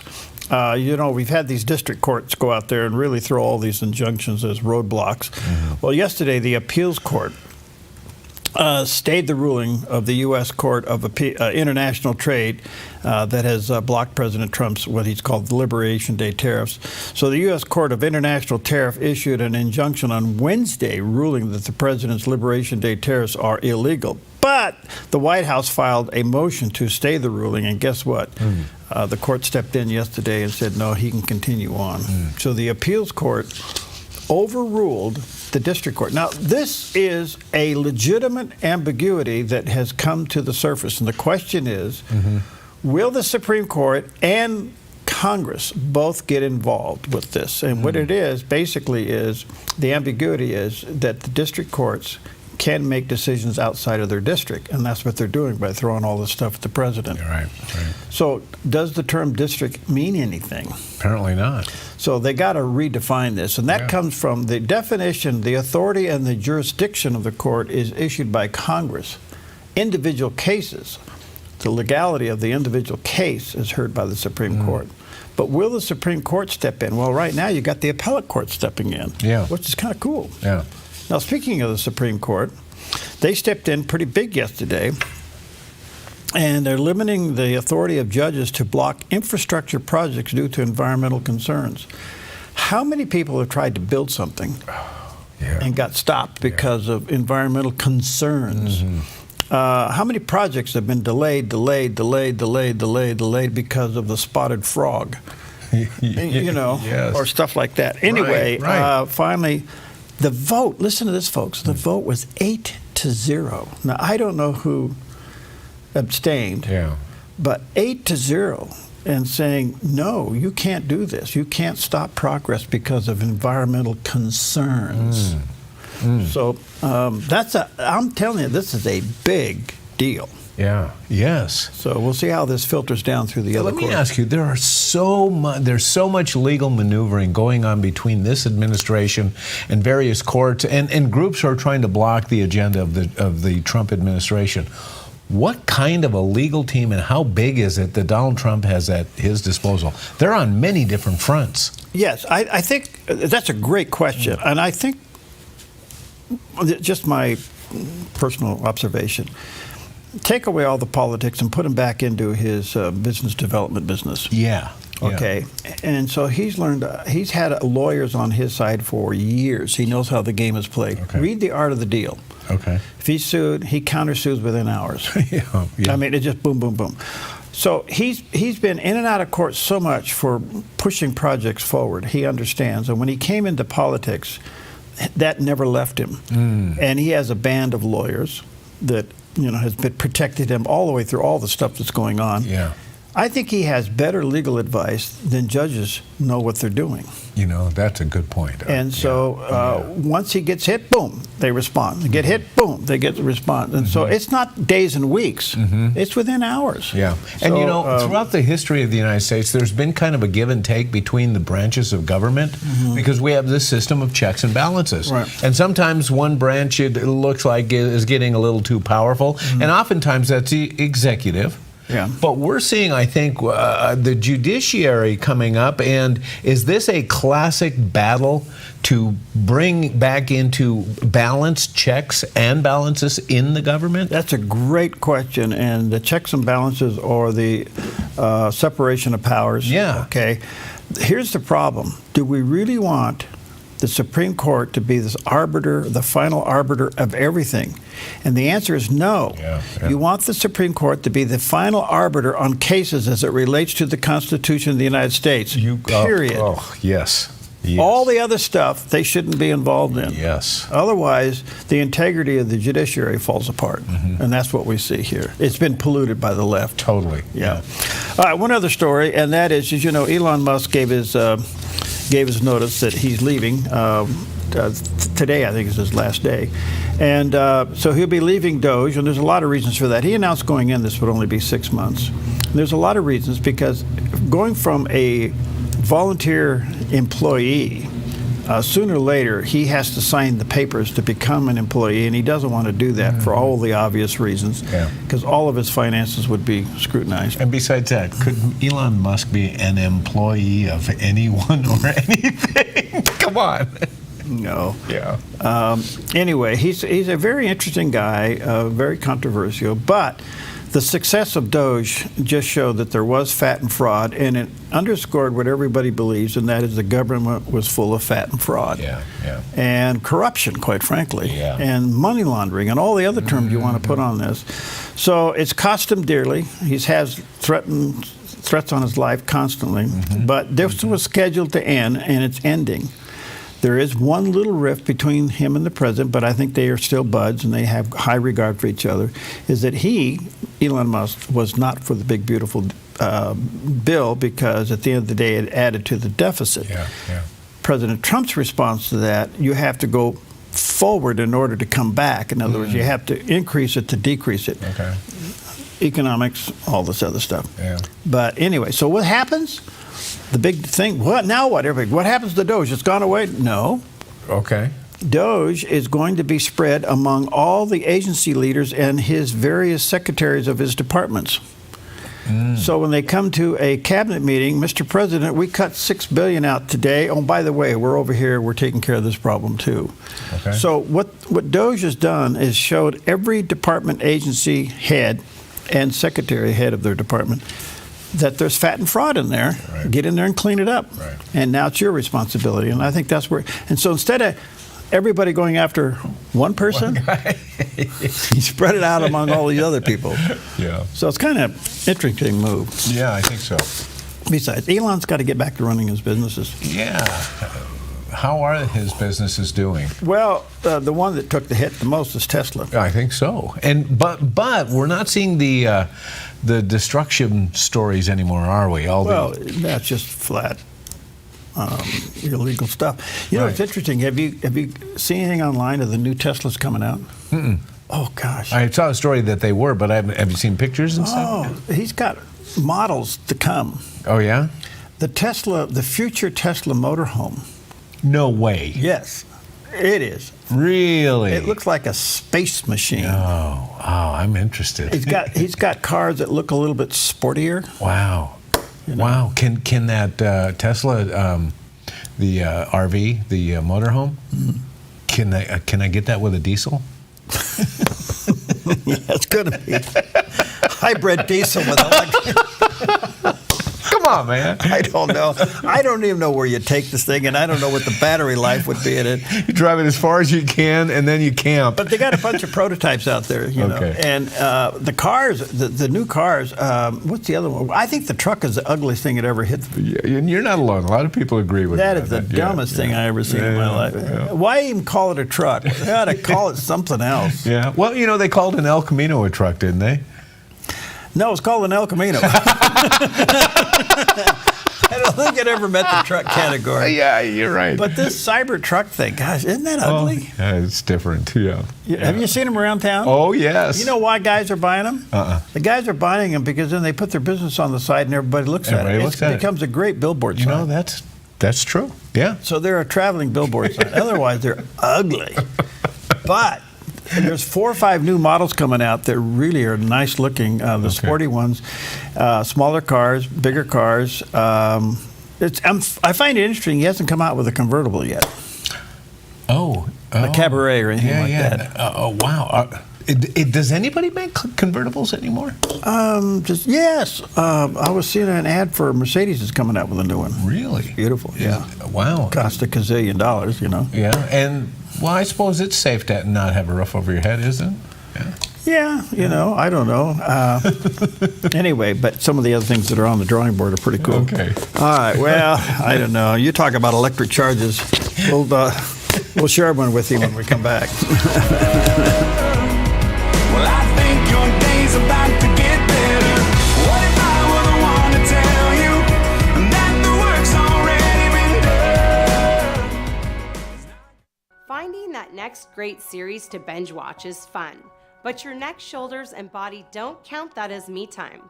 Hi, I'm Tamara Miller, owner of Organic Element Spa, and I invite you to put down the remote, get off the couch, and schedule yourself some real me or we time with your favorite service, like one of our many massages, couples massages, or facials. Your health, safety, and comfort are always top priority with us at Organic Element Spa. We can't wait to see you. Book your appointment today.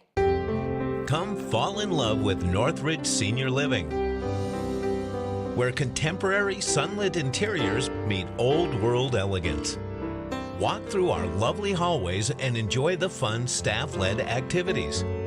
Forge lasting friendships with other residents and our exceptional caregivers. Dine in style. Gather near the fireplace under breathtaking chandeliers. Our reasonably priced apartments are spacious with private balconies. Northridge is Christian-owned and operated, pet-friendly, and only 2 blocks from Asante Rogue Regional Medical Center. On-site 24/7 in-home care is available. Near adult daycare where your loved one can spend the day with us and the evenings with you. Northridge Senior Living, your home. Your property demands equipment with more reliability, durability, and versatility built in. Kubota equipment is ready to get the job done right.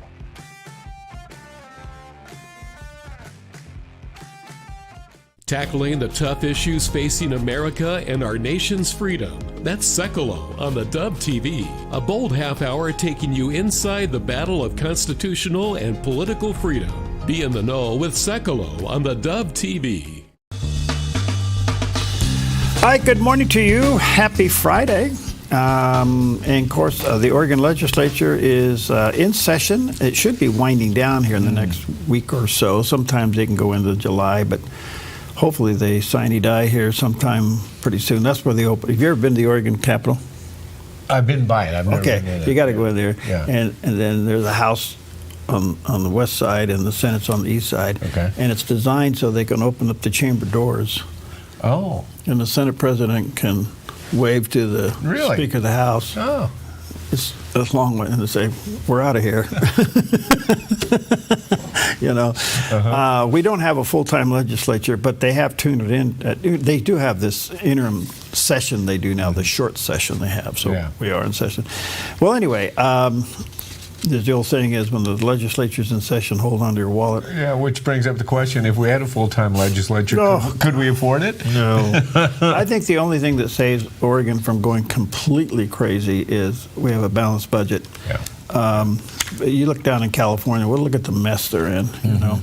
Anyway, but yesterday, the vote was 17-12. The Democrats approved the Senate Bill 243 over the Republican opposition.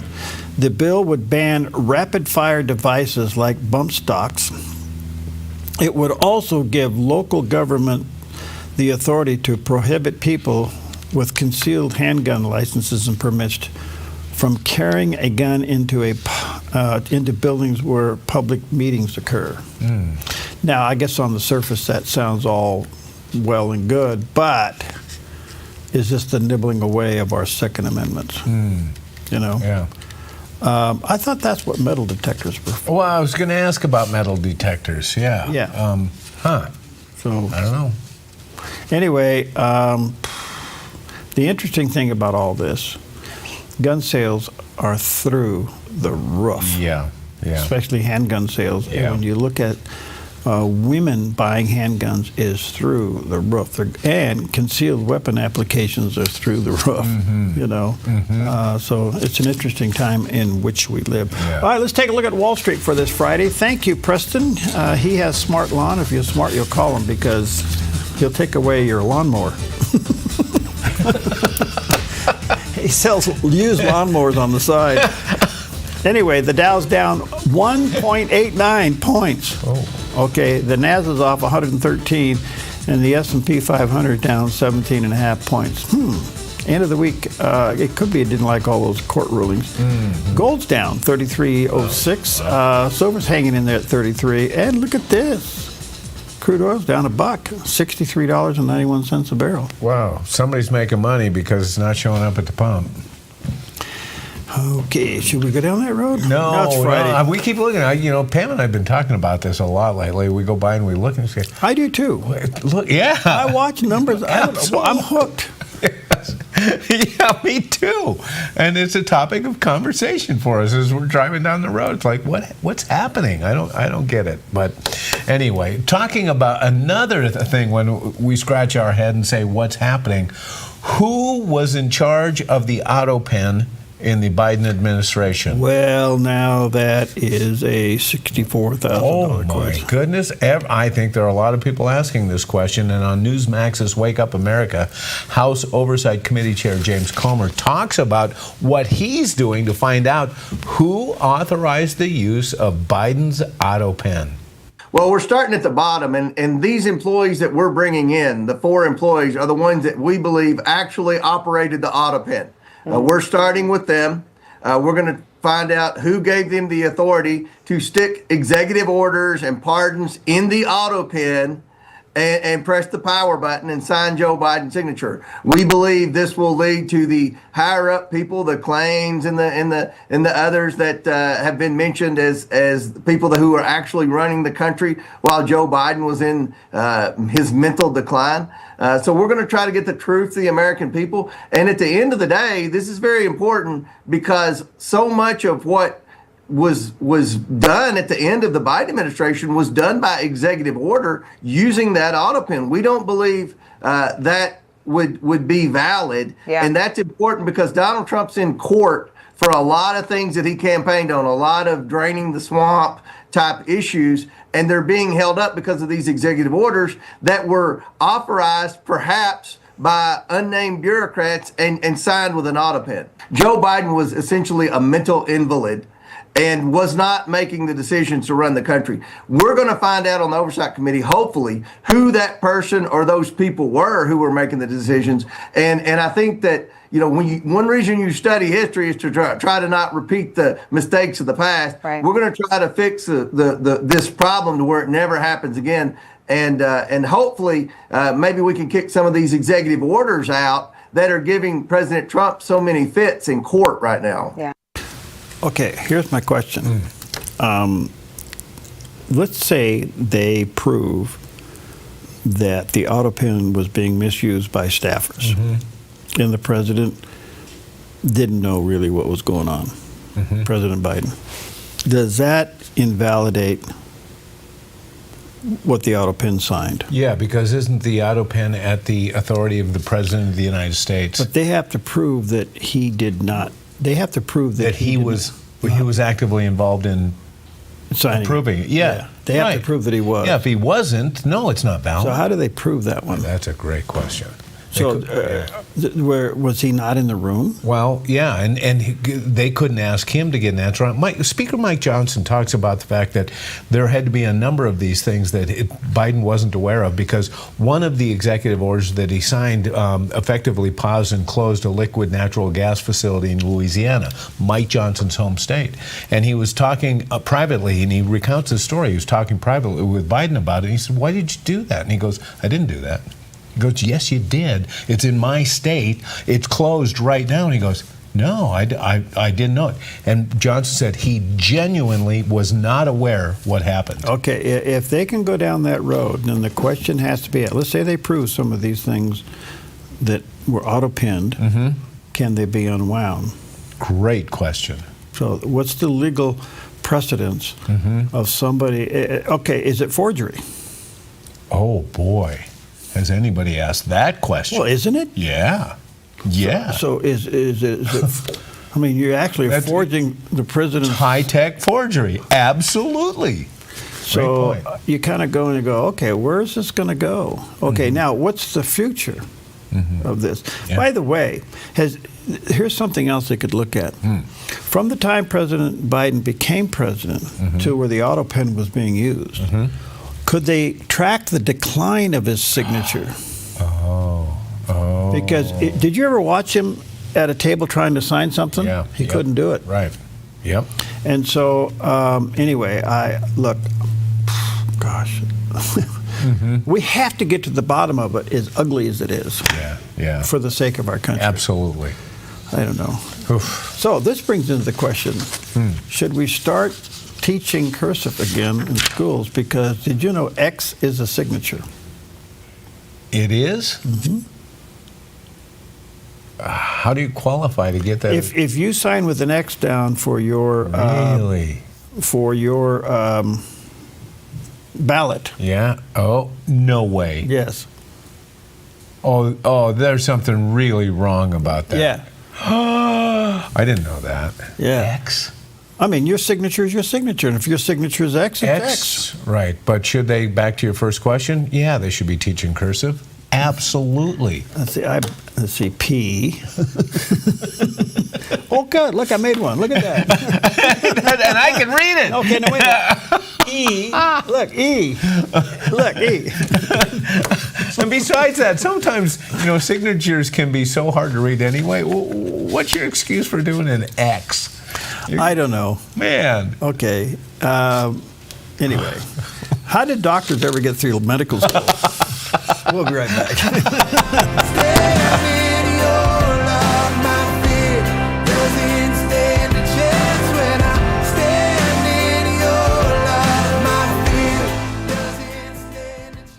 Your yard is where life happens, but it can be muddy and hard to maintain. Enjoy a maintenance-free artificial turf lawn all year round with Smart Lawn LLC. No mowing, no fertilizing, no watering. Our synthetic grass is beautiful and resilient. It's certified to be lead-free, and there's no need for pesticides. Safe for your children and pets. Smart Lawn LLC has all your artificial turf and putting green areas covered beautifully. 541-941-3538. Clean water is essential to your good health. Ultra Pure Purified Water has been delivering purified, healthy drinking water to the Rogue Valley since 1995. Locally owned and family run, Ultra Pure Purified Water uses a multi-stage process ensuring your delivery of water is 99.8% pure, so your family stays hydrated and healthy. Online at ultrapurewaterinc.com or call 541-734-0828. 541-734-0828.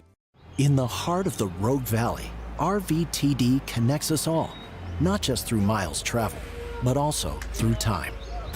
With renewable technologies and more convenient ways to get around, RVTD's building a future that keeps our region connected. Public transportation isn't just about getting from here to there. It's about the journey, past, present, and future. Rogue Valley Transportation District, celebrating 50 years of moving our community forward.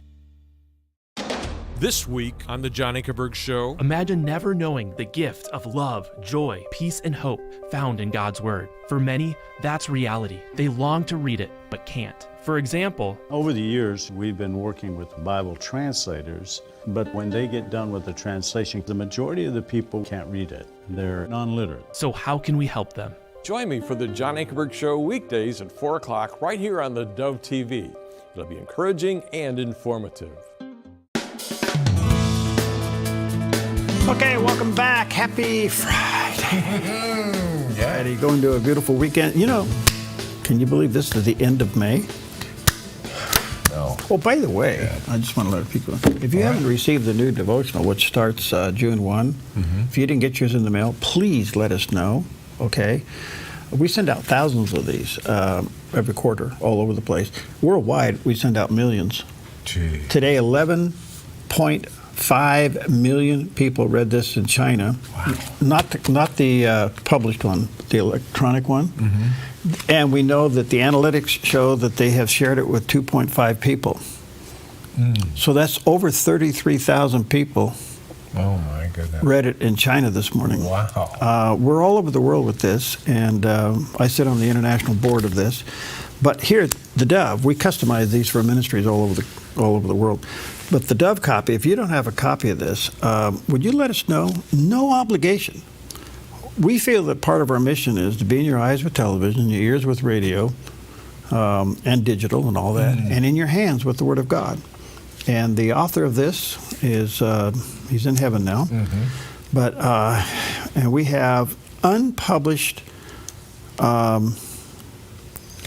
this material all the way through 2027. Oh, wow. Wow. And I've been in his office, all written on yellow pads. And he didn't use a computer. Really? Yeah, and he was. I came to the Lord under his ministry, and anyway, the point being is that we want this in your hands. No obligation. Just let us know. In fact, you can go to the Dove website, thedove.us, click on that, fill out the form there. We protect all that. We'll send it to you. But if you're normally on the list and you didn't get it, let us know. And if you need a few extras for family and friends, let us know. It's in prisons. I think we send, I don't know how many hundreds we send to prisons up and down the West Coast. We send it to ministries all over the country. The Dove copy, this one here. So it starts Sunday. So we'll get that for you. All right. So much for my commercial. Let's check in with CBN News Watch. This is CBN News Watch. Good morning. We begin this half hour with cybercrime around the world expected to cost more than $10 trillion this year. Scams and criminal activities have exploded online. Criminals are exploiting one of the most important new technologies, artificial intelligence, and you could be a target. Dale Hurd has more in our top story.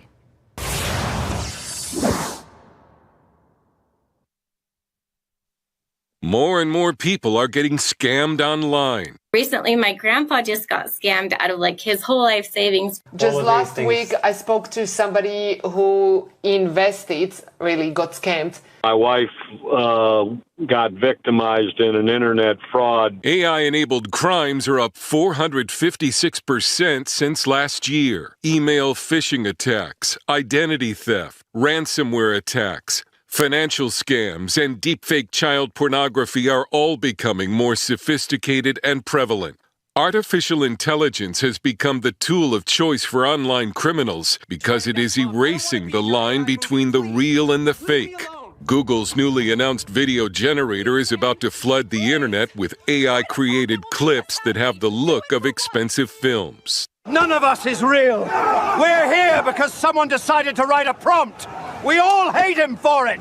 AI can take this. Artificial intelligence will supercharge online criminal activity and turn it into this deepfake of me saying whatever someone programs my image to say, and it doesn't have to be true. I've never seen anything move faster in my lifetime than AI. Not the internet, not crypto, not anything else. And I mean, what we're doing is we're measuring this technology in days. Former federal prosecutor Ari Redbord is the global head of policy at TRM Labs. AI has removed the human bottleneck from scams, from cybercrime, and from other types of, illicit activity. America's adversaries are said to be using AI to influence U.S. politics and to steal. We've seen North Korea, they just stole $1.5 billion in one day to use for weapons proliferation and other destabilizing activity. Every major American adversary is experimenting with AI. Leah Siskin is an AI expert at the Foundation for Defensive Democracies. At the start, the outbreak of the war between Ukraine and Russia was Russia creating deepfakes of Ukrainian President Zelensky surrendering. It's not very hard to tell that this is a deep fake because at times the voice and facial movements seem unnatural. However, online criminals are already working to fix these kinds of imperfections, says cybersecurity expert Neil O'Farrell. So if you're looking for those as a way to tell the difference between deepfake and real, you're probably setting a trap for yourself because the bad guys know those are the giveaways. So they're working very, very hard on fixing those telltales. How can you protect yourself from these scammers? O'Farrell says if you receive a call from a friend or family member claiming to be in trouble and requesting money or personal information, you need to ask questions. Where are you? What jurisdiction are you in? Could I speak to an arresting officer? Could you hold the phone up, turn on the video, and let me see? I want you, like proof of life. Show me that it is you, and you are where you say you are. Or choose a unique family code word that's not been sent through the internet, and ask a friend or family member to say it. Dad, I got into some trouble and I need some money. I need you to go buy a $100 Visa gift card and read me the numbers on the back. Sure, what's the password? Armani? I'm not continuing this conversation until you give me the code word. What worries experts is how artificial intelligence learns, and that AI crime is headed toward what's called its mature phase. So that's when, AI really completely removes the human bottleneck and is essentially doing the scam activity, doing the cyber attacks in a completely automated way. Former Google CEO Eric Schmidt recently issued an ominous warning about AI accelerating toward artificial superintelligence. This foundation is being locked in. And we're not going to stop it. Because remember, the computers are now doing self-improvement. They're learning how to plan, and they don't have to listen to us anymore. And this is the theory that there will be computers that are smarter than the sum of humans. That means law enforcement and governments will need to utilize AI tools now to fight this crime wave, which experts say could quickly become an epidemic. Dale Hurd, CBN News. Okay, look, this is it's real. Yeah. It's scary. Like anything else, it can be used for good and used for bad. There's a couple aspects there, especially on this story. If you have children, as a family, you may want to sit down and create a code word. That password deal is really a great idea. Yeah. Yes. And that has to be, this has to be seriously done so that the kids just don't flippantly give it out. But I mean, this is family, high intensity, private information. Yes. Yes. But to prepare your children for that. Well, I've mentioned that if someone calls me and they're not in my contact list, I tend not to answer the phone. Yeah. I hope that they'll leave me a voicemail so I can figure out who it is, and if I need to get back, I can. But if they don't, I figure I just dodged a bullet. Well, let me ask you this. Have you ever gotten a phone call from yourself? No, I've gotten emails from myself. I have. I like that. But I've gotten a couple phone calls from myself. Yeah. And I'm like, are you kidding me? How does this happen? Listen, you're being traced, you're being tracked. It's out there. It's spooky and all that stuff. But I think in today's world, you have to be savvy of what's going on here. Train your children, yourself. If you don't know, hang up. Yeah.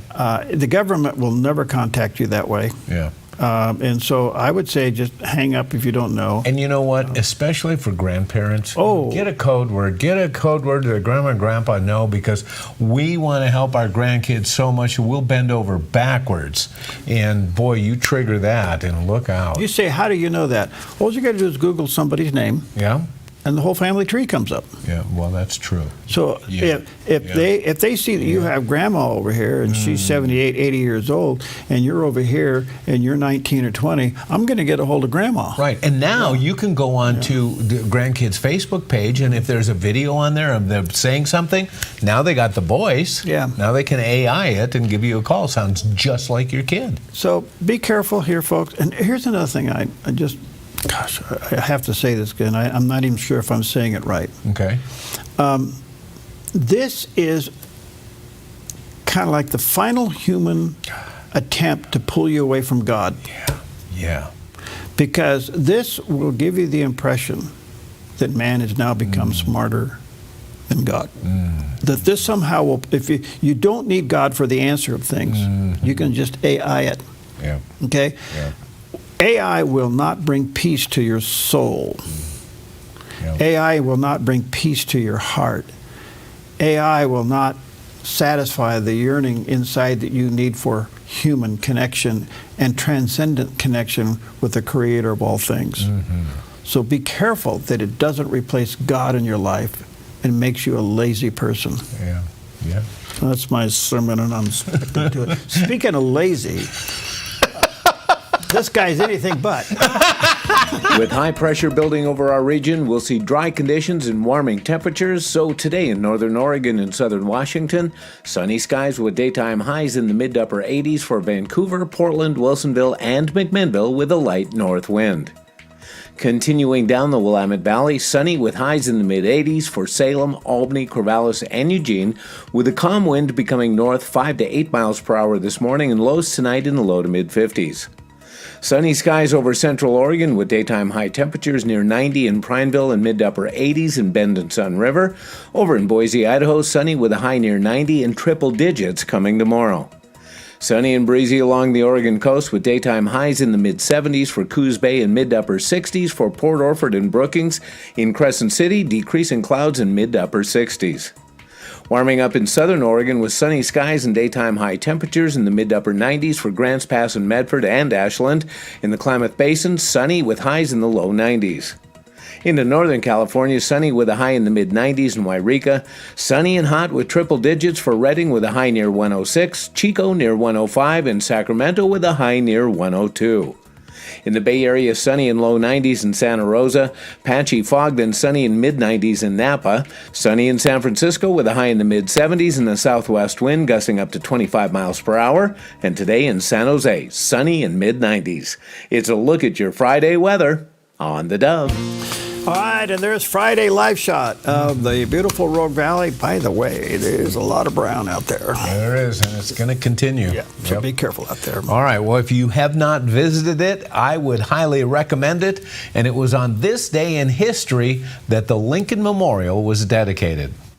Former President William Howard Taft dedicated the Lincoln Memorial on the Washington Mall on May 30th, 1922. At the time, Taft was serving as Chief Justice of the U.S. Supreme Court. Taft presented the monument to President Warren G. Harding, who accepted it on behalf of the American people. Lincoln's only surviving son, 78-year-old Robert Todd Lincoln, was in attendance, and the audience also included Civil War veterans from both North and South. Then, when President Harding addressed the crowd, he achieved a first. He became the first U.S. president to be heard on radio. Harding was part of a new breed of Republicans and also the last of our presidents to be born before the end of the Civil War and was an eloquent speaker. Not only was Harding the first president to be heard on radio, but he was also the first president to own a radio and was the first to have one installed in the White House. Okay. Wow. All right. And he was tuned to the Dove. Little footnote about Robert Todd Lincoln, President Lincoln's son. He was present. First of all, he was present at 3 significant presidential assassinations. He was at his father's bedside when he died on April 15th, 1865. Lincoln was present at the Washington Railroad Station when James A. Garfield was shot on July 2nd, 1881. And he was at the Pan American Exposition in Buffalo, New York when William McKinley was assassinated on September 6, 1901. Isn't that amazing? What a piece of history. Isn't that something? Wow. All right, 14 minutes before the hour. Well, speaking of assassinations, all of the information now has been released about the Kennedy assassination. Oh, yeah. And the doctors who attended him at Parkland Memorial are in complete contrast to the government report. Really? And one of the doctors, Dr. Don Curtis, was being interviewed about what he saw, and he was before a congressional hearing. And here he is all these years later, so he's an elderly man now. But listen to this exchange. Dr. Curtis, good afternoon, sir. Good afternoon. You were one of the physicians who treated President Kennedy at Parkland Memorial Hospital after he was shot. You were better situated than almost anyone to see President Kennedy's physical condition when he arrived at the hospital. And yet you've said, I can't reconcile my knowledge of what I saw with the findings of the government, is what you said the time. Yes. In your medical opinion, what do you attribute as the cause of President Kennedy's wounds? The cause of his death? The 2 bullets were fired from the front, caused his death. And either one of them would have. The blue and the green bullets.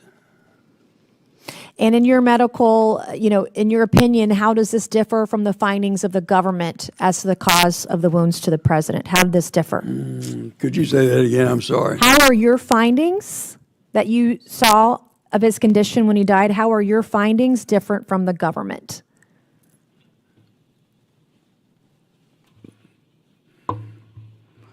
How did what the government said happened to John F. Kennedy Jr., JFK? How did your medical findings of his death, how were they different? The government wanted the president to have died from the window, from the bullets fall from the window, because that would have caused the Harvey Oswald to have done it. And they went to great lengths to make those 2 bullets do the job. And those 2 bullets did not do the job. One went in the president's back, and the other went into Governor Connally. So those 2 bullets didn't do anything to kill President Kennedy. Okay, my last question, Dr. Curtis, you ready? Are the wounds you observed consistent with the government's conclusion Lee Harvey Oswald acted alone? No. Thank you, sir. We thank all of our witnesses who are here today. Chairwoman, thank you, and I yield back. Thank you, Representative Mace. I now recognize... What do you do with this? Yeah, what do you do with this? By the way, there was even a gathering of all the doctors that were in the room quite a while ago, and they got their opinion of all this. So the doctors' opinions are in complete contrast to the government's report. Yeah. It only leaves you with one speculation, and that is, was the CIA involved in this? Yeah, right. And the bullet that killed President Kennedy came into his neck and exited the back of his head. That's the one that killed him. The one in the back wouldn't have killed him. Now, maybe if he would have died from it, but that didn't instantly kill him. Right. So here's 2 doctors, obviously have got forensic backgrounds. And this is a testimony before a congressional hearing, and here we are all these years later dealing with it. Is there anything from what was released recently about, all the JFK files? Remember Trump was going to release all those? Well, this is part of it, but I don't know. Yeah, I wonder if there's any corroboration. Is there any way? More to or come. has that all been cleaned up? They're saying there's more to come, and there's more to come on January 6th. So there's a lot of stuff out there. It's just all of a sudden, you know, wow, it's just horrible. It's just hard to think. You know, I don't think that. I got to be careful because people think you're just radical. But I think now we understand that there is corruption in our government, and it's starting to be exposed. And the problem is, where does it lead? Yeah.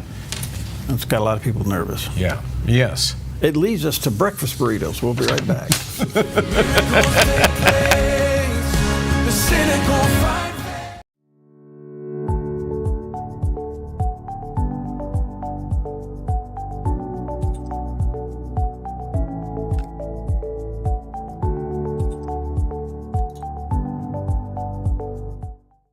Since 1987, Four Seasons Nursery has been the gold standard in the green industry here in Southern Oregon. Tim Albert and his friendly staff continue to offer the best plants and most accurate knowledge to create your dream landscape. At Four Seasons Nursery on Crater Lake Avenue, you can let your imagination run wild with a huge selection of all things plant and gardening for both inside and outside beautification. Whether it's a flower for your windowsill, one of our beautifully renowned signature hanging baskets, or a complete landscape design for your entire property, Four Seasons Nursery can help you every step of the way with design services, workshops, and more. Let your imagination run wild as you immerse yourself in their nursery filled with beauty that knows no bounds. Four Seasons Nursery, 5736 Crater Lake Avenue, 5736 Crater Lake Avenue, 1/2 mile north of Vilas Road, 541-779-5603, 541-779-5603.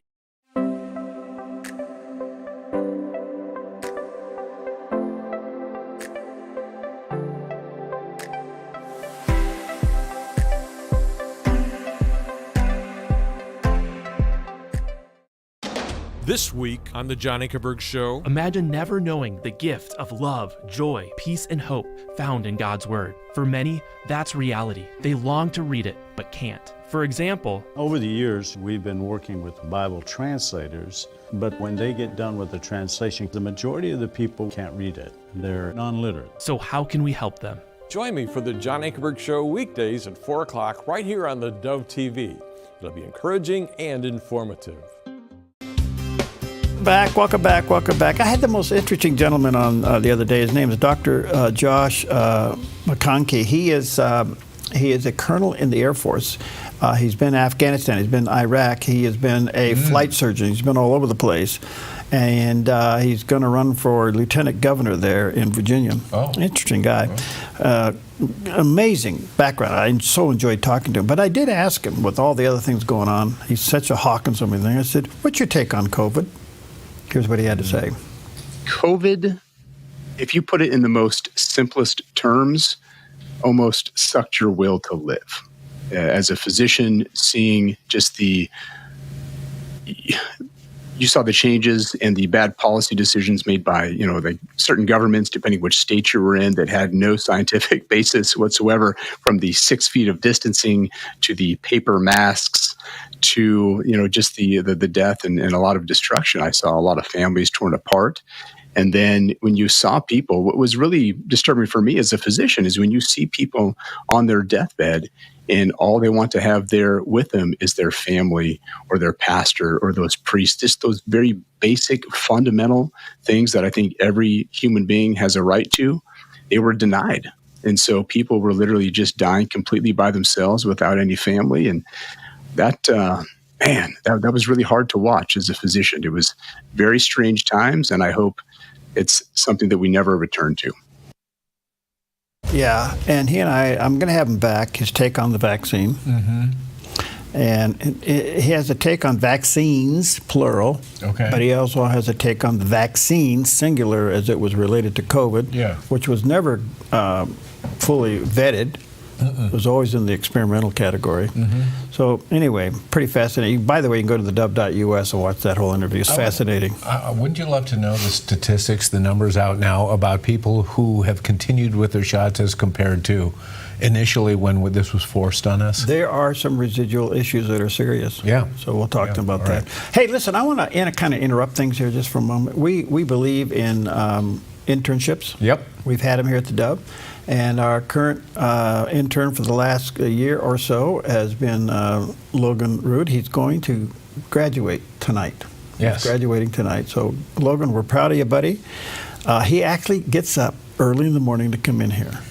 You know, now I can't say he's awake when he gets here. Well, no, but you know what? In spite of the fact that his eyes are heavy, he does his job. He does. Every day, and he's here early. Congratulations, Logan. Yeah. And we believe in him. We have another intern that started here years ago. His name's Dan Chase. When he was a young guy. Yeah, when he was young. Then he started flirting with another intern. Yeah, exactly. Then they started holding hands. Right, and going out for coffee. Now they got 4 kids. Yeah. So don't drink the water around here. All right, 1 John 3:22. And whatever we ask, we receive from him because we keep his commandments and do what pleases him. Pretty simple. Keep his commandments, do what pleases him, your prayers will be answered. God bless you. Stick around. I got some great conversation coming up. Let's go.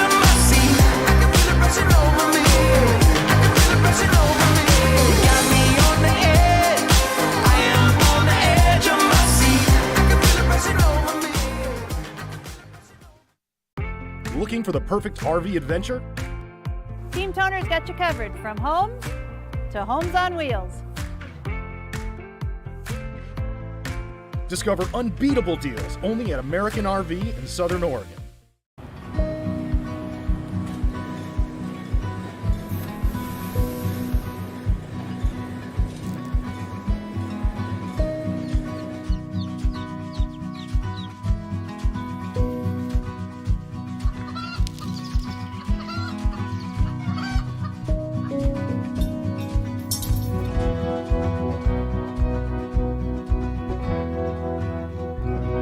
Co-op, where big ideas grow. Drugs and alcohol took a real hold in my life. I was just empty all the time and I couldn't stay sober ever. I brought you to so many places that you didn't want to be, but because you never leave me or forsake me, when I look back, I can always see your presence. And I heard God saying, every millisecond of your life, I will use for my glory. Just give it to me. Watch the 700 Club Friday morning at 11 on the Dove TV.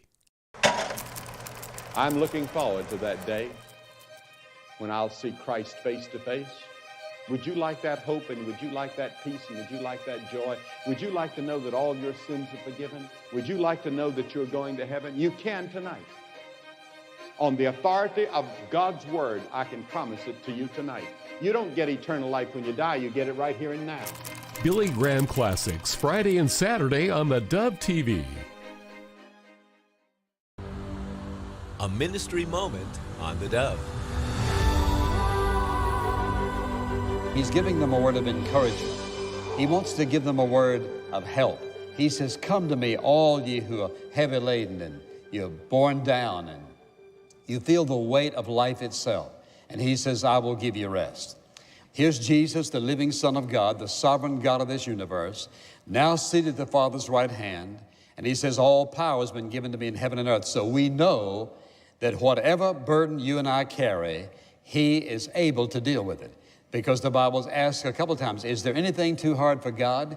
How can anything be too hard for God, who is sovereignly in control of every single solitary thing, who is omniscient, knowing all things, omnipresent, all things are in his presence, and he has the power to handle every circumstance of life. And what is he saying to us? Come to me. A ministry moment on the Dove. Your watchdog of liberty in the nation's capital. Washington Watch with Tony Perkins. Weeknights on the Dove TV. Encouraging and informative.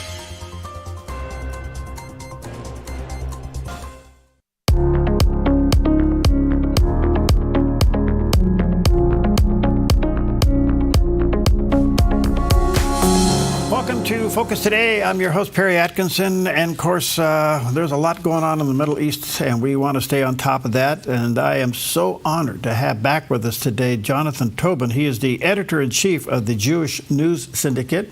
He's also the host of the Top Story with Jonathan Tobin there on the JNS website. He's a senior contributor to The Federalist and a columnist for the New York Post, Newsweek, and other outlets. And you can contact or track a lot of his articles at jns.org, which is the Jewish News Syndicate, jns.org. Jonathan, good to see you again. How are you, friend?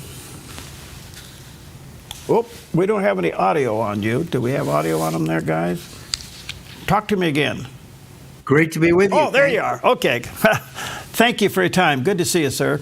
I'm having a hard time to ask this question, but is there daylight between President Trump and Prime Minister Benjamin Netanyahu? Unfortunately, there is.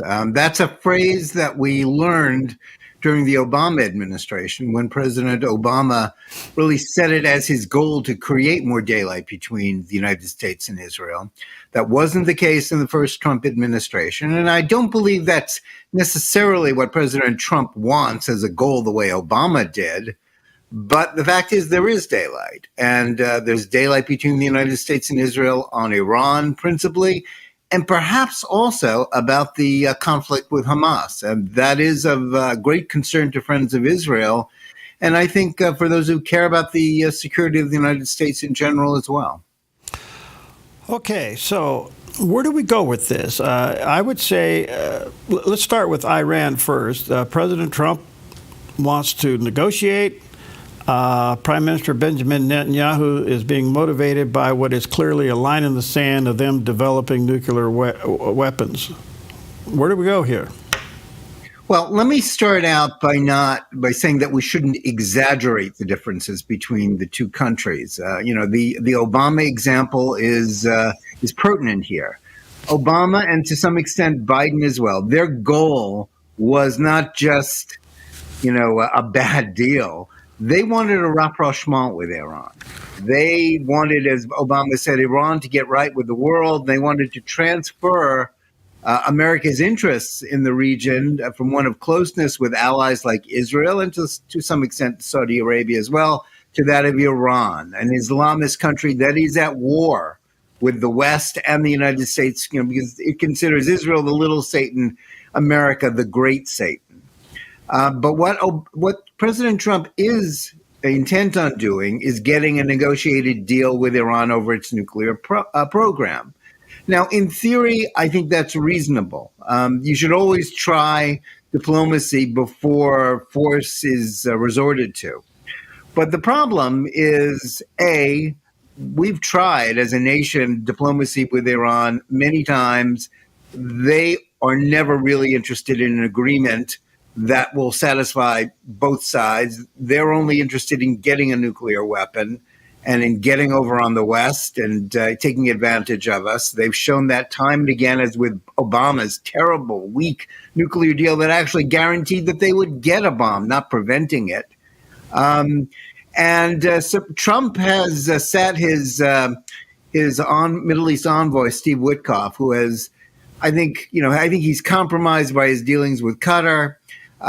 He does not seem to be very tough or a very astute negotiator. And it would, if reports are to be believed, we're heading for another bad nuclear deal. The Israelis are they are very upset about that because Iran is a deadly threat to Israel's existence. They've attacked Israel many times. They've used their terrorist forces to attack it. They are behind the October 7th massacre, so much else, a seven-front war. And Iran is really vulnerable right now since Israel stripped them of their air defenses last year.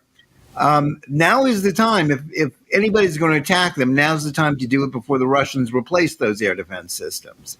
So that's why Israel is very, very concerned, because if that's put off too long, it will be that much harder and that much less effective if force is needed. Trump has said, don't attack them while I'm negotiating with them. Now, Trump always talks up negotiations. He says he's very optimistic. It could be a great deal. That's the way he always talks about deals while they're in the offing. What we have to hope is that as he is someone who knows the difference between a good deal and a bad deal, unlike Obama. He also, is not out to appease them. He really does want to forestall the possibility of an Iranian nuclear weapon. We have to hope that unless the Iranians do the completely unexpected and agree to measures that Trump talks about, where they would actually be verification, where it would be impossible for them to get a bomb, what we're heading to is a weak deal that will allow them to basically get away with murder, retain their nuclear program, when what we need is for them to give up their nuclear program. They don't need it. They're awash in oil. They don't need nuclear power.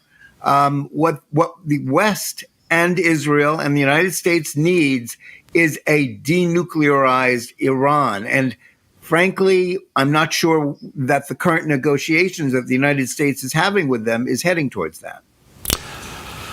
Wow, a lot there. So do you think it's possible that the Trump administration is this naive to think that he could make a deal that would stick and denuclearize Iran?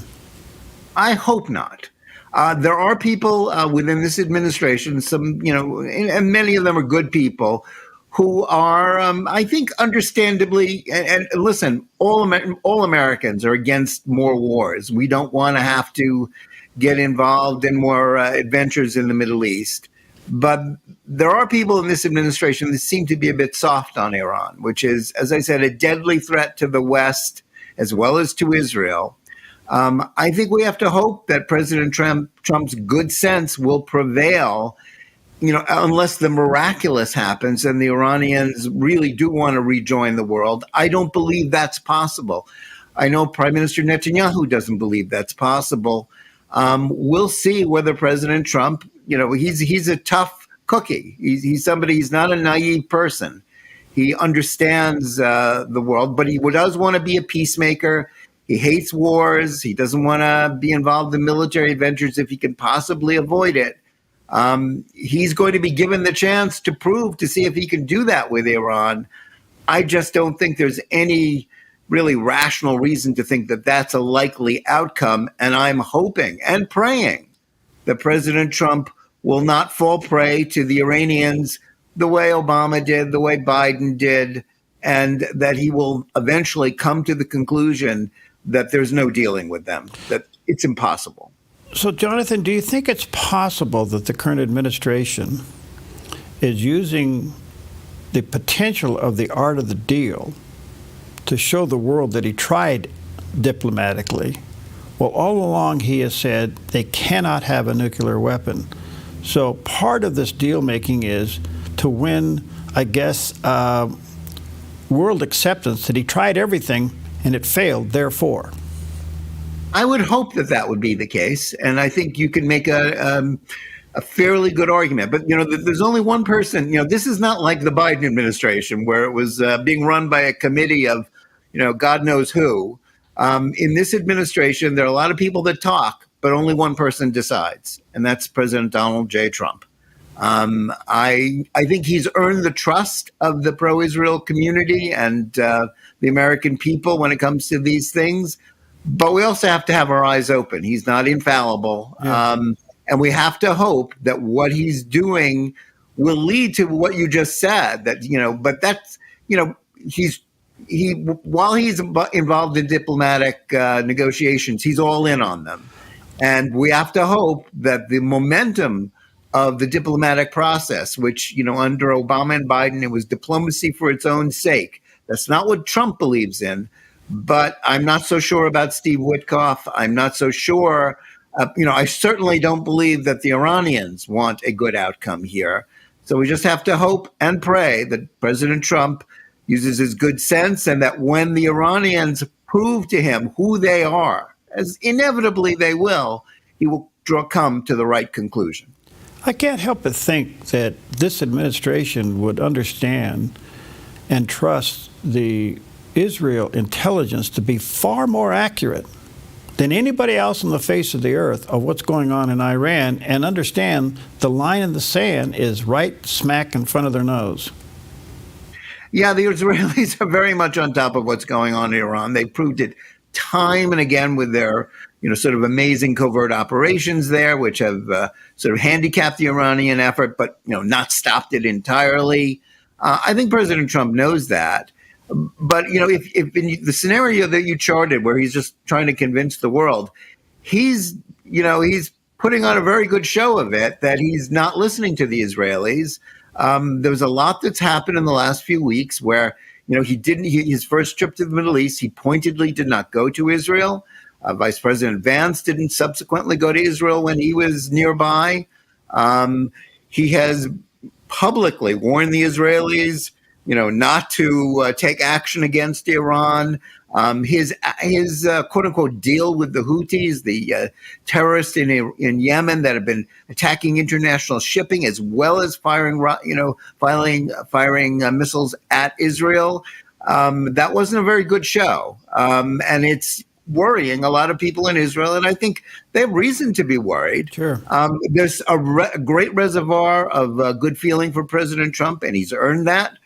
But we're going to see. I have no crystal ball where I can predict, the future. I can only tell you what I've seen, what I've heard, what the sources say, and the sources, and indeed President Trump talks as if this deal is imminent with Iran. And the Israelis all believe, with their good intelligence, that it's going to be a terrible deal for the United States as well as Israel. Again, we have to hope that's not what Donald Trump actually wants to do, and that he is going to expose the Iranians for the liars and the cheats that they are, and then draw the right conclusion. But, that's for the future to decide. How are you swallowing the cozying up to Qatar? Well, I take a very dim view of America's, as you say, cozying up to Qatar. It is, as the best that you could term them is the word frenemy. They're very close with Iran. They're very close with Hamas. They're the primary funder of Hamas. They host the Muslim Brotherhood and its leader in their own country. They fund Islamic fundamentalism all across the world, including here in the United States. They're bad actors. It's a rogue nation, but they're also at times, they're American allies. There's an American base there. They play both ends against the middle all the time. The gift of a plane to President Trump, I think it's exaggerated. It's not a plane that can be used. President Trump will never fly in that plane because it just needs to be totally refurbished. It's obsolete. They just got rid of it. But the symbolism there of him and with Steve Witkoff, who was frankly bailed out in his real estate business by the Qataris to the tune of over $500 million. It smells bad. It looks bad. And frankly, I don't like the idea. And I think it's not just people in Israel. A lot of sensible people in the United States are worried about the way they are trying to buy influence in this administration, the way they've bought up the influence on American college campuses and around the world. That's bad. We shouldn't trust them. They're in bed with Hamas in Iran. They don't wish the United States well. They are part of the coalition of Islamists who are against us, even though at times they tell us that they're with us. Now, of course, let's not, they're not this, impossible to defeat enemy. The reason why they are cozying up to the United States and to President Trump is because they're much weaker than they were. Their allies are weaker. And that's because of what Israel did in Lebanon and helped topple the regime in Syria that was allied to Qatar and Iran. They're doing this out of desperation, not strength. So we shouldn't listen that closely to them. They need the United States far more than the United States needs them. Wow. All right, let me take a quick break. Check out Jonathan's website, jns.org, which is the Jewish News Syndicate. There's a picture of the landing page. That is the place to go to get informed. We'll take a quick break. We'll be right back. Finding that next great series to binge watch is fun, but your neck, shoulders, and body don't count that as me time. Hi, I'm Tamara Miller, owner of Organic Element Spa, and I invite you to put down the remote, get off the couch, and schedule yourself some real me or we time with your favorite service, like one of our many massages, couples massages, or facials. Your health, safety, and comfort are always top priority with us at Organic Element Spa. We can't wait to see you. Book your appointment today. Stewardship begins with the knowledge that nothing belongs to us, but everything belongs to the Lord. This helps us to run a business not in the fear of lack, but in the assurance of His care and provision. Such a perspective eliminates the drive to sell and replaces it with a heart that says serve. This begins with serving our clients and coworkers with integrity and genuine care. That's why McKelly's is automotive service with a heart for God, and treating others as we ourselves would want to be treated. Our promise is to never sell our clients anything we don't believe they need. Another is to do all we can to meet other needs, such as shuttle service and loaner cars, or taking the time to really listen, even at times praying with our customers. Sometimes this means sacrifice, going above and beyond. But that's why I work for Kelly's Automotive Service, honoring God while serving people with honesty and integrity. Life has many challenges. When you need answers, theDove.us is here with encouragement, videos, news, and information to restore, renew, and point you to what matters most. Turn to theDove.us, encouraging and informative. Weekday mornings on the Dove, it's one of the longest running shows in broadcast history, the 700 Club. Informative with the day's top events. Encouraging with uplifting stories of faith. The 700 Club, weekdays on the Dove TV.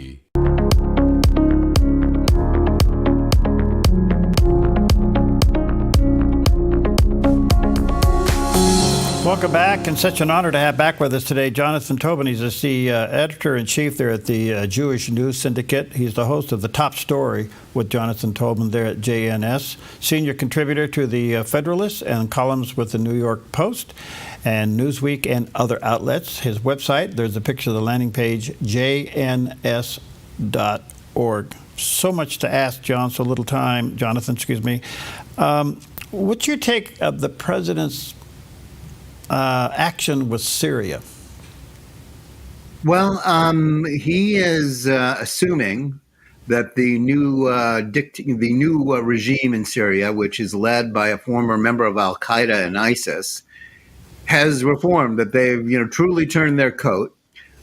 He's been encouraged to do so by not merely by the Saudis and others who see this new regime rightly as a victory for the forces that are opposing Iran, and there's no reason to believe. President Trump says he's dropped sanctions. He's giving them every incentive to sort of join the West, like the Saudis have.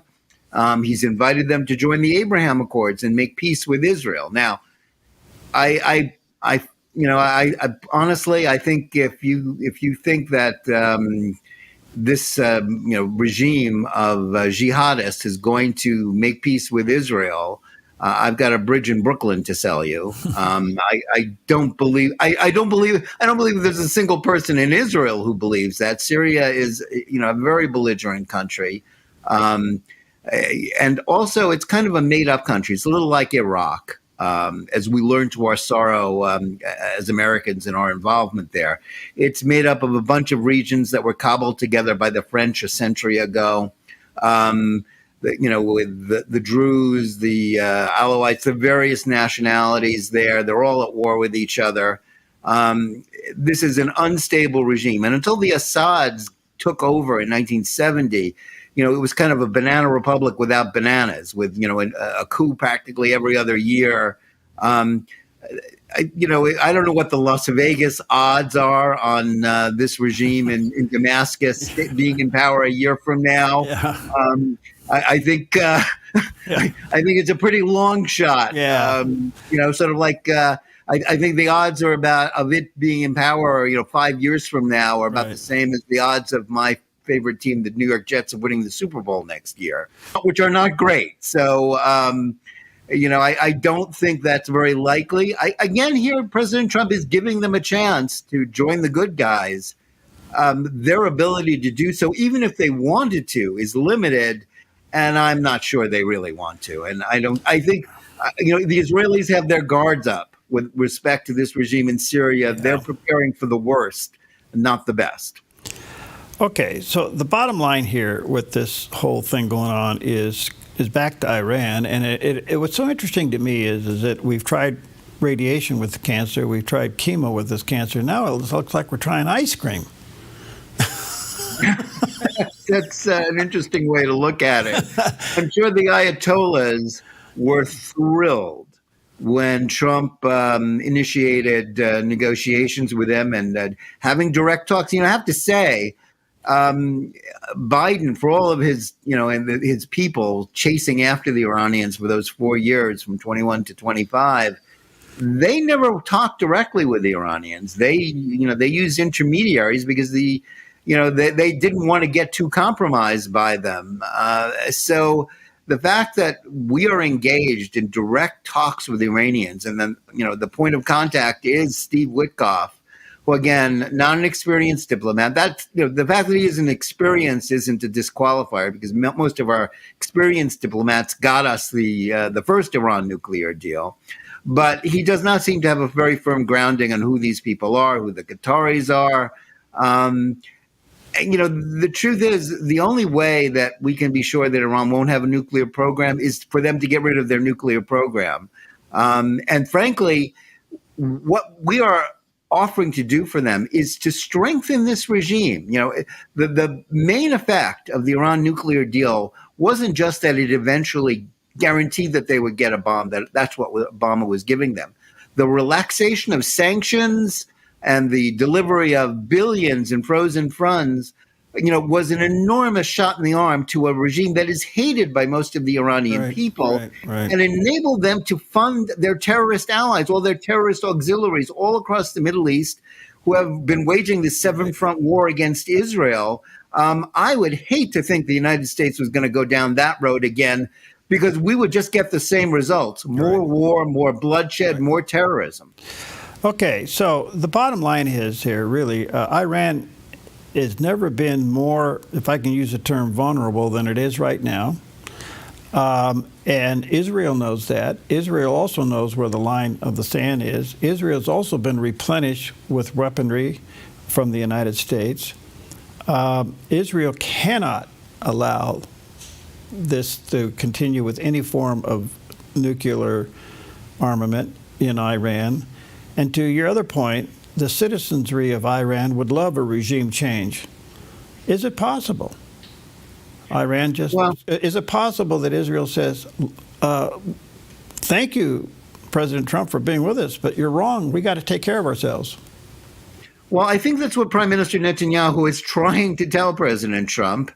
But let's be honest here. The notion that Israel would basically would attack Iran while Trump is negotiating with them, or even after, if he's concluded a deal with them, it sort of would, there have been times when Israel has said no to the United States. It is a sovereign state. It is its interests, United States interests are very closely aligned with Israel, but they're not identical.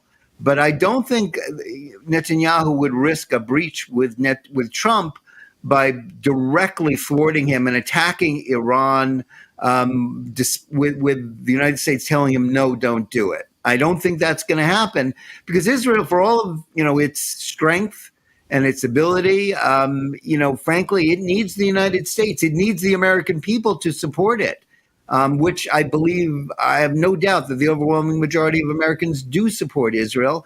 That's one of the reasons, why they voted for Donald Trump, because they knew he was a good friend of Israel. But Israel cannot stand alone in the world. It is largely isolated. Europe is turned against it. Canada, it needs the United States to help supply it with arms. That it needs to continue the war against Hamas and against Iran. But it really can't, tell Donald Trump to go jump in a lake, because the consequences of that would be unknowable.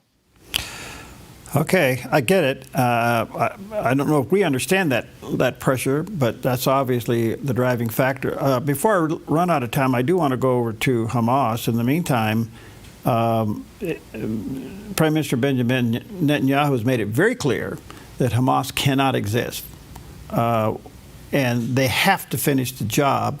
Is President Trump slowing that down too? I'm not saying he hasn't. Unlike President Biden, he hasn't tried to slow down Israel's military efforts. But he, these are almost two separate issues. Prime Minister Netanyahu is faced with an impossible choice. Israel's two war aims in the war against Hamas are get the hostages back and eradicate Hamas. Those two goals are, sadly, mutually exclusive. Right. Hamas will never release all the hostages unless its future is guaranteed and that it remains in power in Gaza. And that is something that is incompatible with Israel's security. It's a guarantee of more October 7th. What Trump wants is peace. Trump fancies himself a peacemaker, a deal maker. He wants to expand the Abraham Accords. That's all good. I applaud him for that. He also hates forever wars, the idea of a war that just goes on and on and on. The trouble is, Israel's stuck with a forever war because the Palestinians will not make peace. And so that's why it's got to go on. The fight to destroy Hamas and all its supporters is not something that's going to be over in a couple of weeks. And that is a source of tension, not the same direct disagreement as with Iran. It's a source of tension with Trump because he wants the war to be over with. But Israel can't be over with the war as long as Hamas is alive. Trump understands that. He said he opposes Hamas's existence. He wants to turn Gaza into a resort. Well, you're not getting that unless Israel achieves complete victory. And that takes time and effort and patience. And President Trump has many good qualities, but I'm afraid patience isn't always one of them. Okay, so how would you gauge the citizenry of Israel relative to hostages versus Hamas elimination? Does the average citizen understand this point that it's possible we may never see these people alive again? I think a lot of people do. It's difficult for me to convey to an American audience sort of the culture of Israel, which is summed up in this issue. You have to, Israel is a small country. It's the size of New Jersey. Its population is like the population of New York State, more or less. It's a small country. Most of the people serve in the military, men, women too. And there's sort of a pact between the country and its citizens. Is if somebody gets captured, the country goes and gets them. The country, nobody's left behind. It's kind of like the Marines. People understand that. And we have a tradition, religious tradition in the Jewish, in the Jewish faith of, it's called in Hebrew, Pidyon Shvuyim, the obligation to ransom hostages. Now, unfortunately, in 2,000 years of persecution, we've got a lot of experience with the hostage taking and people being kidnapped. But the point is, it's an obligation to ransom them, but it's also an obligation not to pay too much so as to encourage the kidnappers and the thugs to do more violence. This is an impossible position for Netanyahu to be in, because if he doesn't get all the people back, a lot of people won't forgive him for that because they identify with the hostages and their families, and everybody knows someone who knows someone who knows a hostage or a fallen soldier. Right. On the other hand, if he lets Hamas live, he won't be forgiven for that either. We should all say a prayer that we're not Benjamin Netanyahu and faced with that terrible choice. I think he knows what his obligation is. He's got to secure the many more than the few. But it's a very hard position to be in. We have to have sympathy for that and understand this is still an existential struggle for the life of the Jewish people and of the Jewish state. And it's his obligation to ensure that there is never again an October 7th. And that's why the war against Hamas. And let me say, separately from this issue of hostages, there's very strong support for the war effort. When people are called up from the reserves, it's like 120% people report for reserve duty. Everybody is all in. This is a country where there is patriotism in a way that, like, I think Americans in general didn't feel since World War II. It's very different. Everybody serves there. As depressing, I've been in Israel a number of times since October 7th and during this current war. And there's a lot of things to be depressed about. So many funerals, so much suffering, so much sacrifice. But it's also inspiring, because I have to tell you, you speak to the young people, they're all willing to fight. They all go in, and when they come out, they'll tell you, I'm ready to go right back in, because I know what I'm fighting for. I'm fighting for my family and for my home. So Israel, despite the travails, the most important thing I can tell our audience here is Israel isn't giving up. Israel is fighting. Israel's people are resilient. They will fight for their families, for their homes, for their country, as previous generations have done. They are not going to be defeated, and with God's help and with the help of the United States, they will win. Jonathan, you're fabulous. Thank you for your time. Let me say to our viewers and listeners, jns.org is the website where you could check out a lot of what's going on there. That is the go-to place.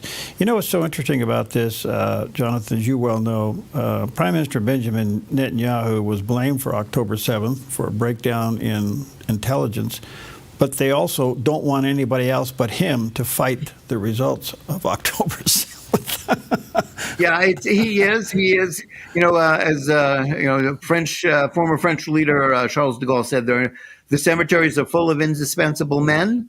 But the truth is, there is no one else in Israel right now who could have done what he's done the last year and a half, fending off Biden, fighting this war, doing what needs to be done. There's nobody on the horizon, quite frankly, who has his skill set. And the polls show a lot of people don't like him. He's been around forever, longer, frankly, than any Democratic leader should be, because, there should be turnover in a democracy. But he, all the polls show that he has a solid core of support. And the polls show that you match him up against anybody else, they say Benjamin Netanyahu should continue to be our prime minister. All right. Good to see you, friend. Thanks for your time. Look forward to more visits. God bless you. Stay there. Thank you. Okay. The right cleaning company matters. Choose Dust Plus Cleaning and Carpet Care, a family-owned company proudly serving Grants Pass and nearby communities for over 25 years.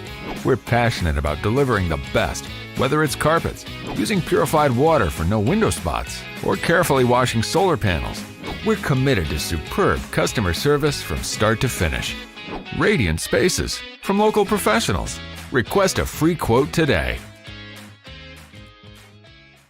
Come fall in love with Northridge Senior Living, where contemporary sunlit interiors meet old world elegance. Walk through our lovely hallways and enjoy the fun staff-led activities. Forge lasting friendships with other residents and our exceptional caregivers. Dine in style. Gather near the fireplace under breathtaking chandeliers. Our reasonably priced apartments are spacious with private balconies. Northridge is Christian-owned and operated, pet-friendly, and only 2 blocks from Asante Rogue Regional Medical Center. On-site 24/7 in-home care is available. We also offer senior adult daycare where your loved one can spend the day with us and the evenings with you. Northridge Senior Living, your home. Christ belongs to all people. He belongs to the whole world. For 60 years, Billy Graham and his team took the message of Christ to the world. Have you been born again? Telecasts of Billy Graham crusades continue to reach millions with the gospel. If you repent, he will forgive. Relive these moments on Billy Graham Classics. Jesus said, follow me. Come and change the world with me. Billy Graham Classics, Fridays on theDove TV.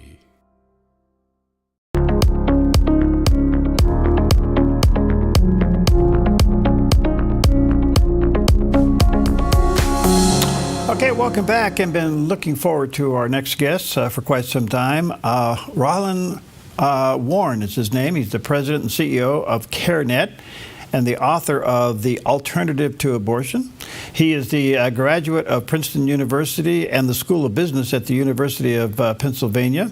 He writes columns called The Just Saying, which we'll talk to him about that. And he's also the co-host of CareNet's podcast, CareCast, CareNet on family and faith in family. A lot going on there. There's the picture of the cover of his book. And his website is, and it's actually, it looks like Roland, but it's Roland, ROLAND, And there's the picture of the landing page of his website. Roland, good to see you. How are you, friend?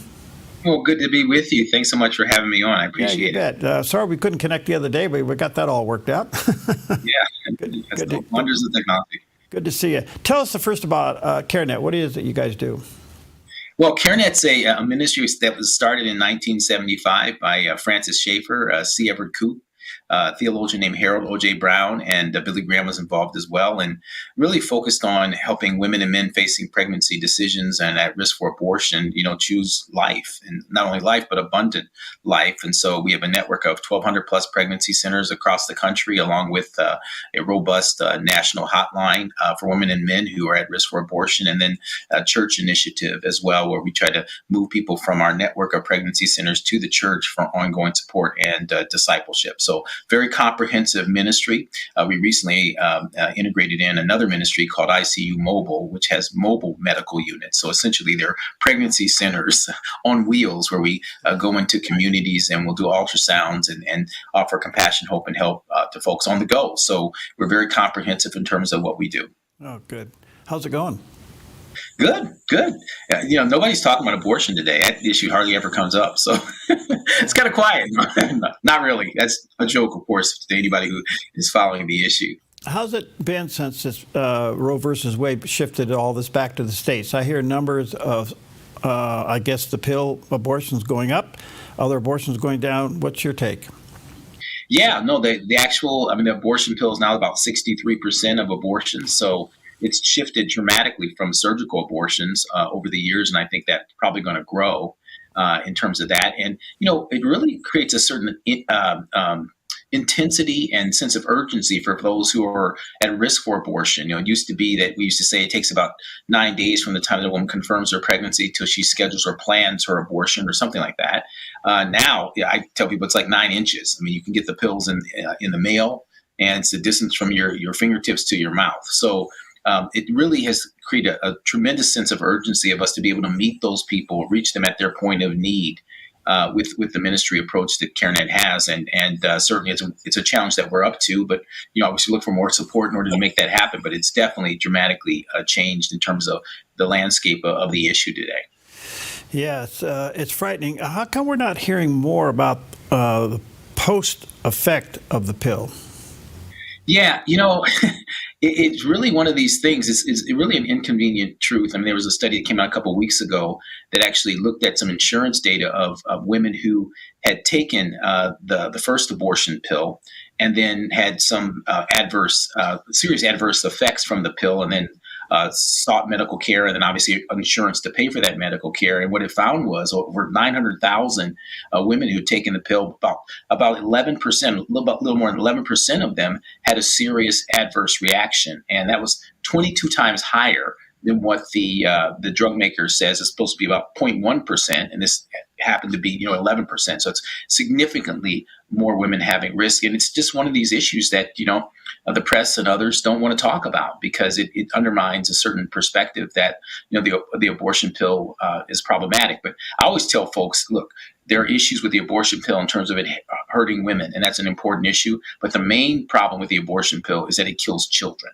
So even though there's 11% of women that might be injured by it, which is significant and important, the fact of the matter is 100% of babies in the womb are affected by this and they get death. So I think our reason for being against the abortion pill can't just be because it harms women. That's a secondary reason in my view. The first reason is that it kills children, and children are created in the image of God, and we certainly should be standing for that.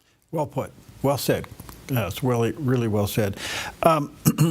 I've often said, whatever God saves you from or brings you through, he usually turns you around and makes you a minister too. Right?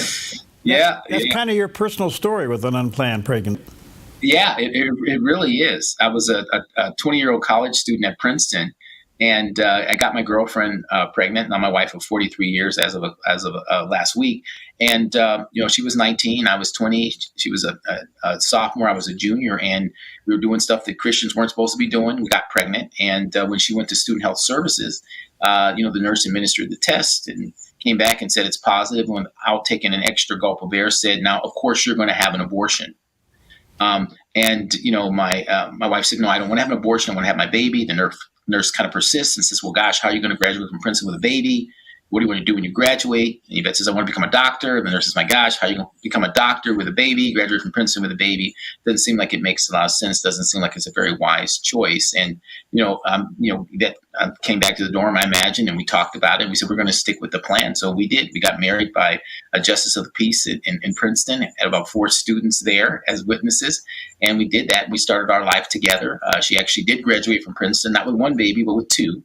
Because Ivy League, you got to try to overachieve. So both of our sons were born at Princeton. She actually carried our second son in her graduation and went on to become a doctor. Has been practicing close to 30 years now. So that really helped me see this issue in a different way as I look back on it. I didn't know it at the time, but what I was really sort of living out was this whole perspective about being pro-abundant life. In contrast, or as an extension, if you will, of being pro-life, to really understand. And I kind of saw that in terms of the way that God had us handle this issue. And by God's grace, we moved forward, and the child that they wanted us to abort, he actually wouldn't end up going to Harvard. So it's kind of an interesting thing how that happened. And we have a granddaughter through that process. So I've seen the full circle of that decision. And I have this one picture I just love of my wife holding our granddaughter, first time that she was able to do that because of COVID. And the premise behind abortion is nothing good can come from this, that this child is a net negative for your life. Like nothing good can come from this. And when I look at this picture, I'm just reminded of the fact that when my wife was a 19-year-old sitting there with this news, that she couldn't see this picture of her holding our granddaughter, which was the result of the choice, that by God's grace she made. And from my perspective, she didn't see that picture, but God did. And that's really why it's so important for us not to try to make these decisions about who should live, who should not live, that kind of thing. These children are creating the image of God, and they are blessings, and they give blessings. And that's exactly what we've experienced in our life. That's a beautiful story. Beautiful story. Let me take a quick break. Check out Roland's website. That's ROLAND, There's a picture of the landing page. And check out his book. By the way, where can they get the book, The Alternative to Abortion? You can get it from Amazon. You absolutely can. Okay, here it is. There's a picture of the cover. We'll take a quick break. We'll be right back. Black Flag Armory offers top brand affordable rifles, shotguns, handguns, and gear. We also offer an array of classes emphasizing safety, self-defense, and accuracy. We strive to provide the absolute best possible experience when buying a firearm. Family friendly for every skill level. Black Flag Armory in Medford and Grants Pass. Online at blackflagarms.com or 541-499-0779. 541-499-0779. Romans 1:20 tells us God's power is revealed in creation. Yet 2 Corinthians 4:4 reminds us that Satan has blinded many to the gospel. At the Life Outdoors, we've seen the truth of God, His eternal power and divine nature displayed in every mountain and stream. Follow along and let's wake the wild within. The mountains don't lie. Where there's truth, there's Jesus. A ministry moment on the Dove. Jesus put it this way in John 5. He's talking to the Jews. John 5:39. He said, "You search the scriptures, for in them you think you have eternal life. And these are they which testify of me. But you are not willing to come to me that you may have life. Do not think that I shall accuse you to the Father. There is one who accuses you, Moses, in whom you trust.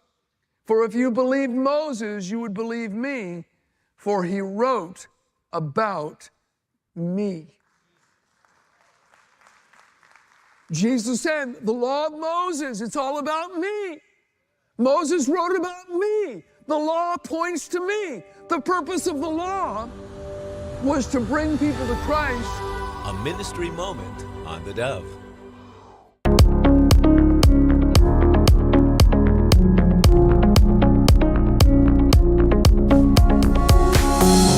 Hi, welcome back, and so honored to have with us Roland Warren. He's the president and CEO of CareNet and the author of a great resource called The Alternative to Abortion. There's a picture of the cover of the book on the screen, available there on Amazon. He does have a website, Roland, and that's spelled ROLAND, cwarren.com, and there's a picture of the landing page.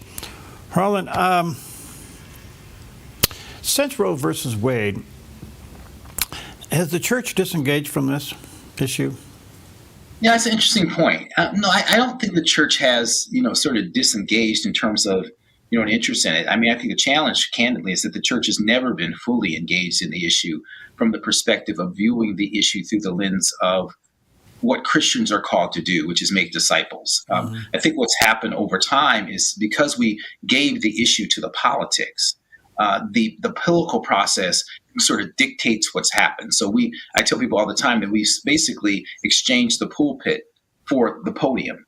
And really what there's a need of is exchanging the podium for the pulpit. Because, when we took the issue and made it more of a political issue, what we basically did was we lost the reason why, in my view, in many cases, we lost the reason why we were even pro-life to begin with. Like, here's what I mean by that. So if some people say that they're pro-life, and I always say, well, I don't know what you mean by that. Explain that to me, because somebody could be pro-life because they believe in Imago Dei, that children are created in the image of God, and the circumstances of a child's conception and birth should not determine its humanity and worth. And whether you're conceived in love or lust, planned, unplanned, have fetal abnormality, it doesn't matter. Your humanity is intact because it's linked to an immutable fact that you're created in the image of God. So that's a pro-life person. Then another person says, I'm pro-life and I'm for a 15-week ban. Okay, now 15-week ban, well, 96% of abortions happen before 15 weeks, according to the CDC. What about you? Well, I'm for a 20-week ban. Well, 99% of abortions happen before 20 weeks, according to the CDC data. So you can see what's happened is we allowed the political process to take an issue that is an absolute, that's a binary issue, and put it on a spectrum. So now what it means to be pro-life, it depends on what you mean by that.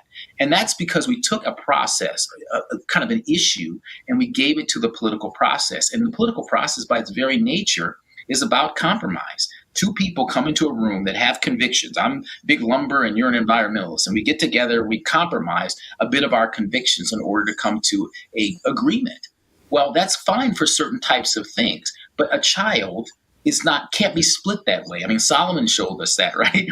That when you try to split the baby, what you end up with is injustice, a lack of righteousness, and a lack of mercy. So certain issues, the podium can't handle that. In other words, the political process should not be leading that. It should be involved, and it is, in terms of how laws are made. But the church should be leading, should be leading on this issue. And so from my perspective, that's what I'm talking about in terms of the engagement of the church. And I think it's because we de-linked this issue from the basic call of the church, which is not just life, but abundant life, based on John 10:10, where Christ said, I came that you might have life and then have that life abundantly. What was Jesus talking about? He was talking about physical life, the Greek word bios, and he was also talking about spiritual life, zoe. In other words, he came that we might have heartbeats that are heaven bound. That's a narrative.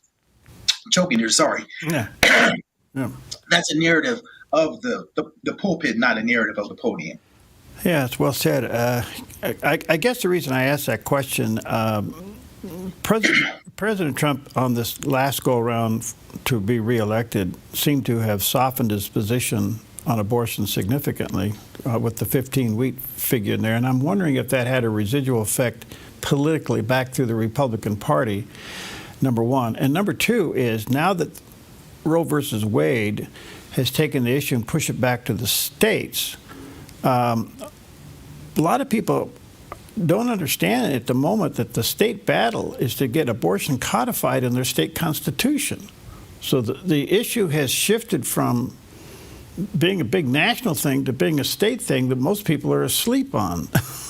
I'm really concerned about it, or am I misunderstanding that?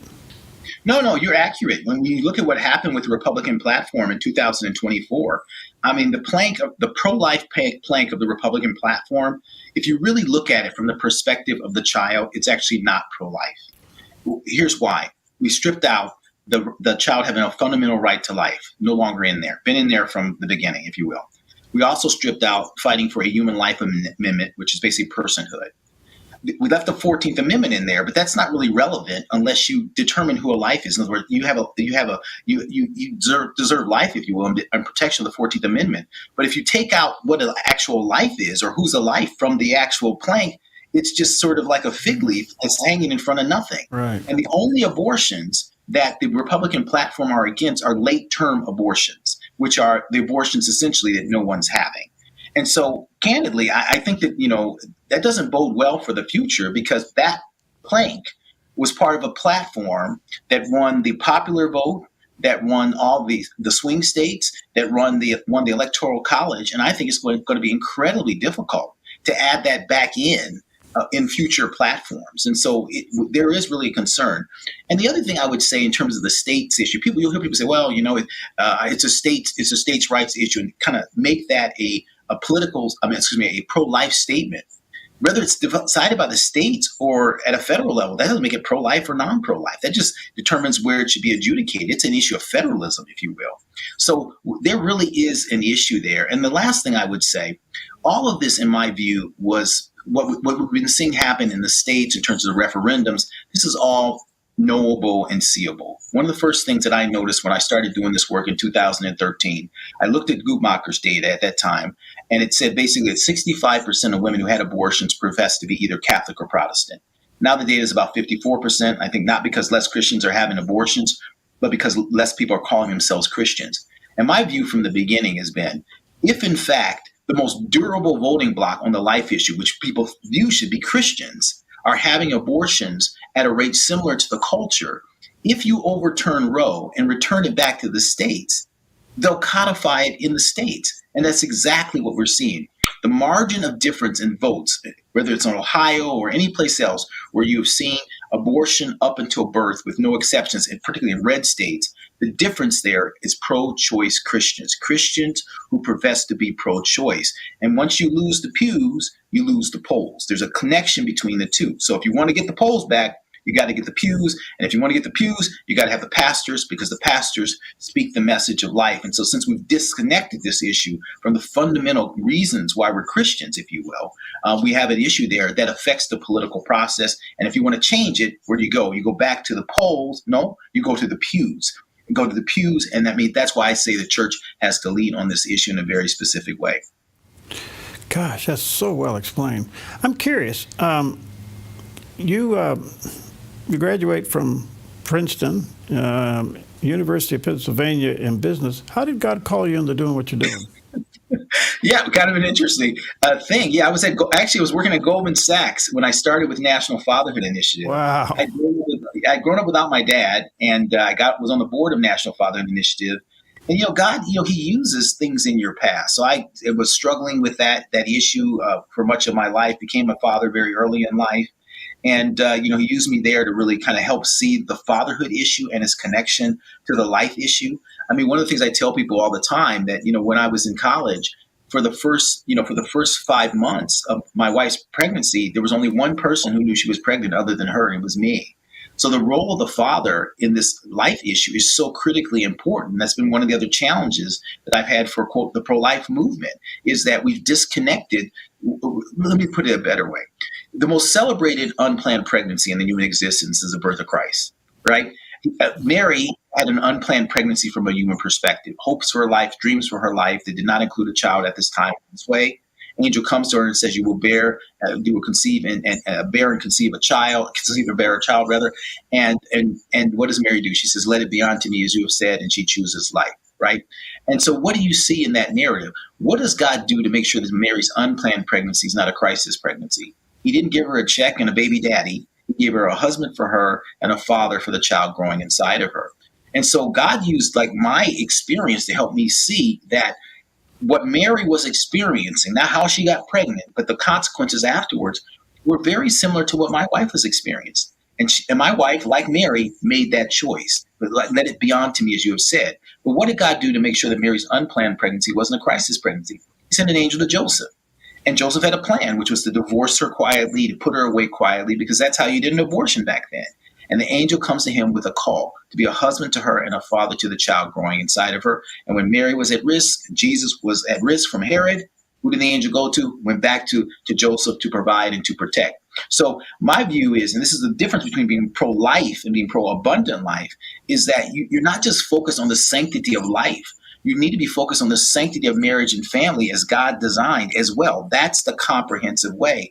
And that first pillar of a pro-abundant life perspective is God's design for family. That's the very first piece. Again, that narrative is not the narrative of the podium. That's the narrative of the pulpit, because the pulpit has God's design for family that's anchored in the Word of God. And our marching orders for the life issue are actually in the first chapter of the first book of the New Testament. We should be building families, not just saving babies. And the better job we do building families, guess what? The more babies that we save. And that's why I say for the first 5 months of my wife's pregnancy, I was the only one who knew. Do you think I had any impact on that decision to abort? Of course I did. Of course I did. So that's, from my perspective, that's not what you're going to get from a political process. Only the Word of God gives you that. Only the Church of Jesus Christ has that mandate. So it's God's design for family, and the second piece is God's call to discipleship, which we can talk about a bit more if you're interested. Is your middle name Joseph? Well, I tell people all the time, I call guys that when I meet them that stepped into the role, I call them, I say, man, you're Joseph. I call it the Joseph Project, that we're all called to step in that way. And look, here's the thing that people don't think about. Jesus could have come into the world via a single mother. I mean, scripture could have been written so that Jesus just came into the world via a single mother. I mean, clearly, God could protect Mary from a bunch of dudes with stones, right? But he didn't. He brought Jesus into the world in a way that accomplished his purpose to bring a Savior into the world without violating his design for family. Right. So Jesus came into a covenant relationship, a marriage that had not been consummated. Roland, you're an inspiration. Let's stay connected. Let me say to our viewers and listeners, check out his website. RolandCWarren.com is the website. And certainly check out his book. Get a copy of it there on Amazon, The Alternative to Abortion. Check out his ministry there with CareNet as well. Thank you, friend. You're very inspiring. God bless you. Stay in it. Thank you very much. Appreciate what you do, sir. Take care. Bye-bye.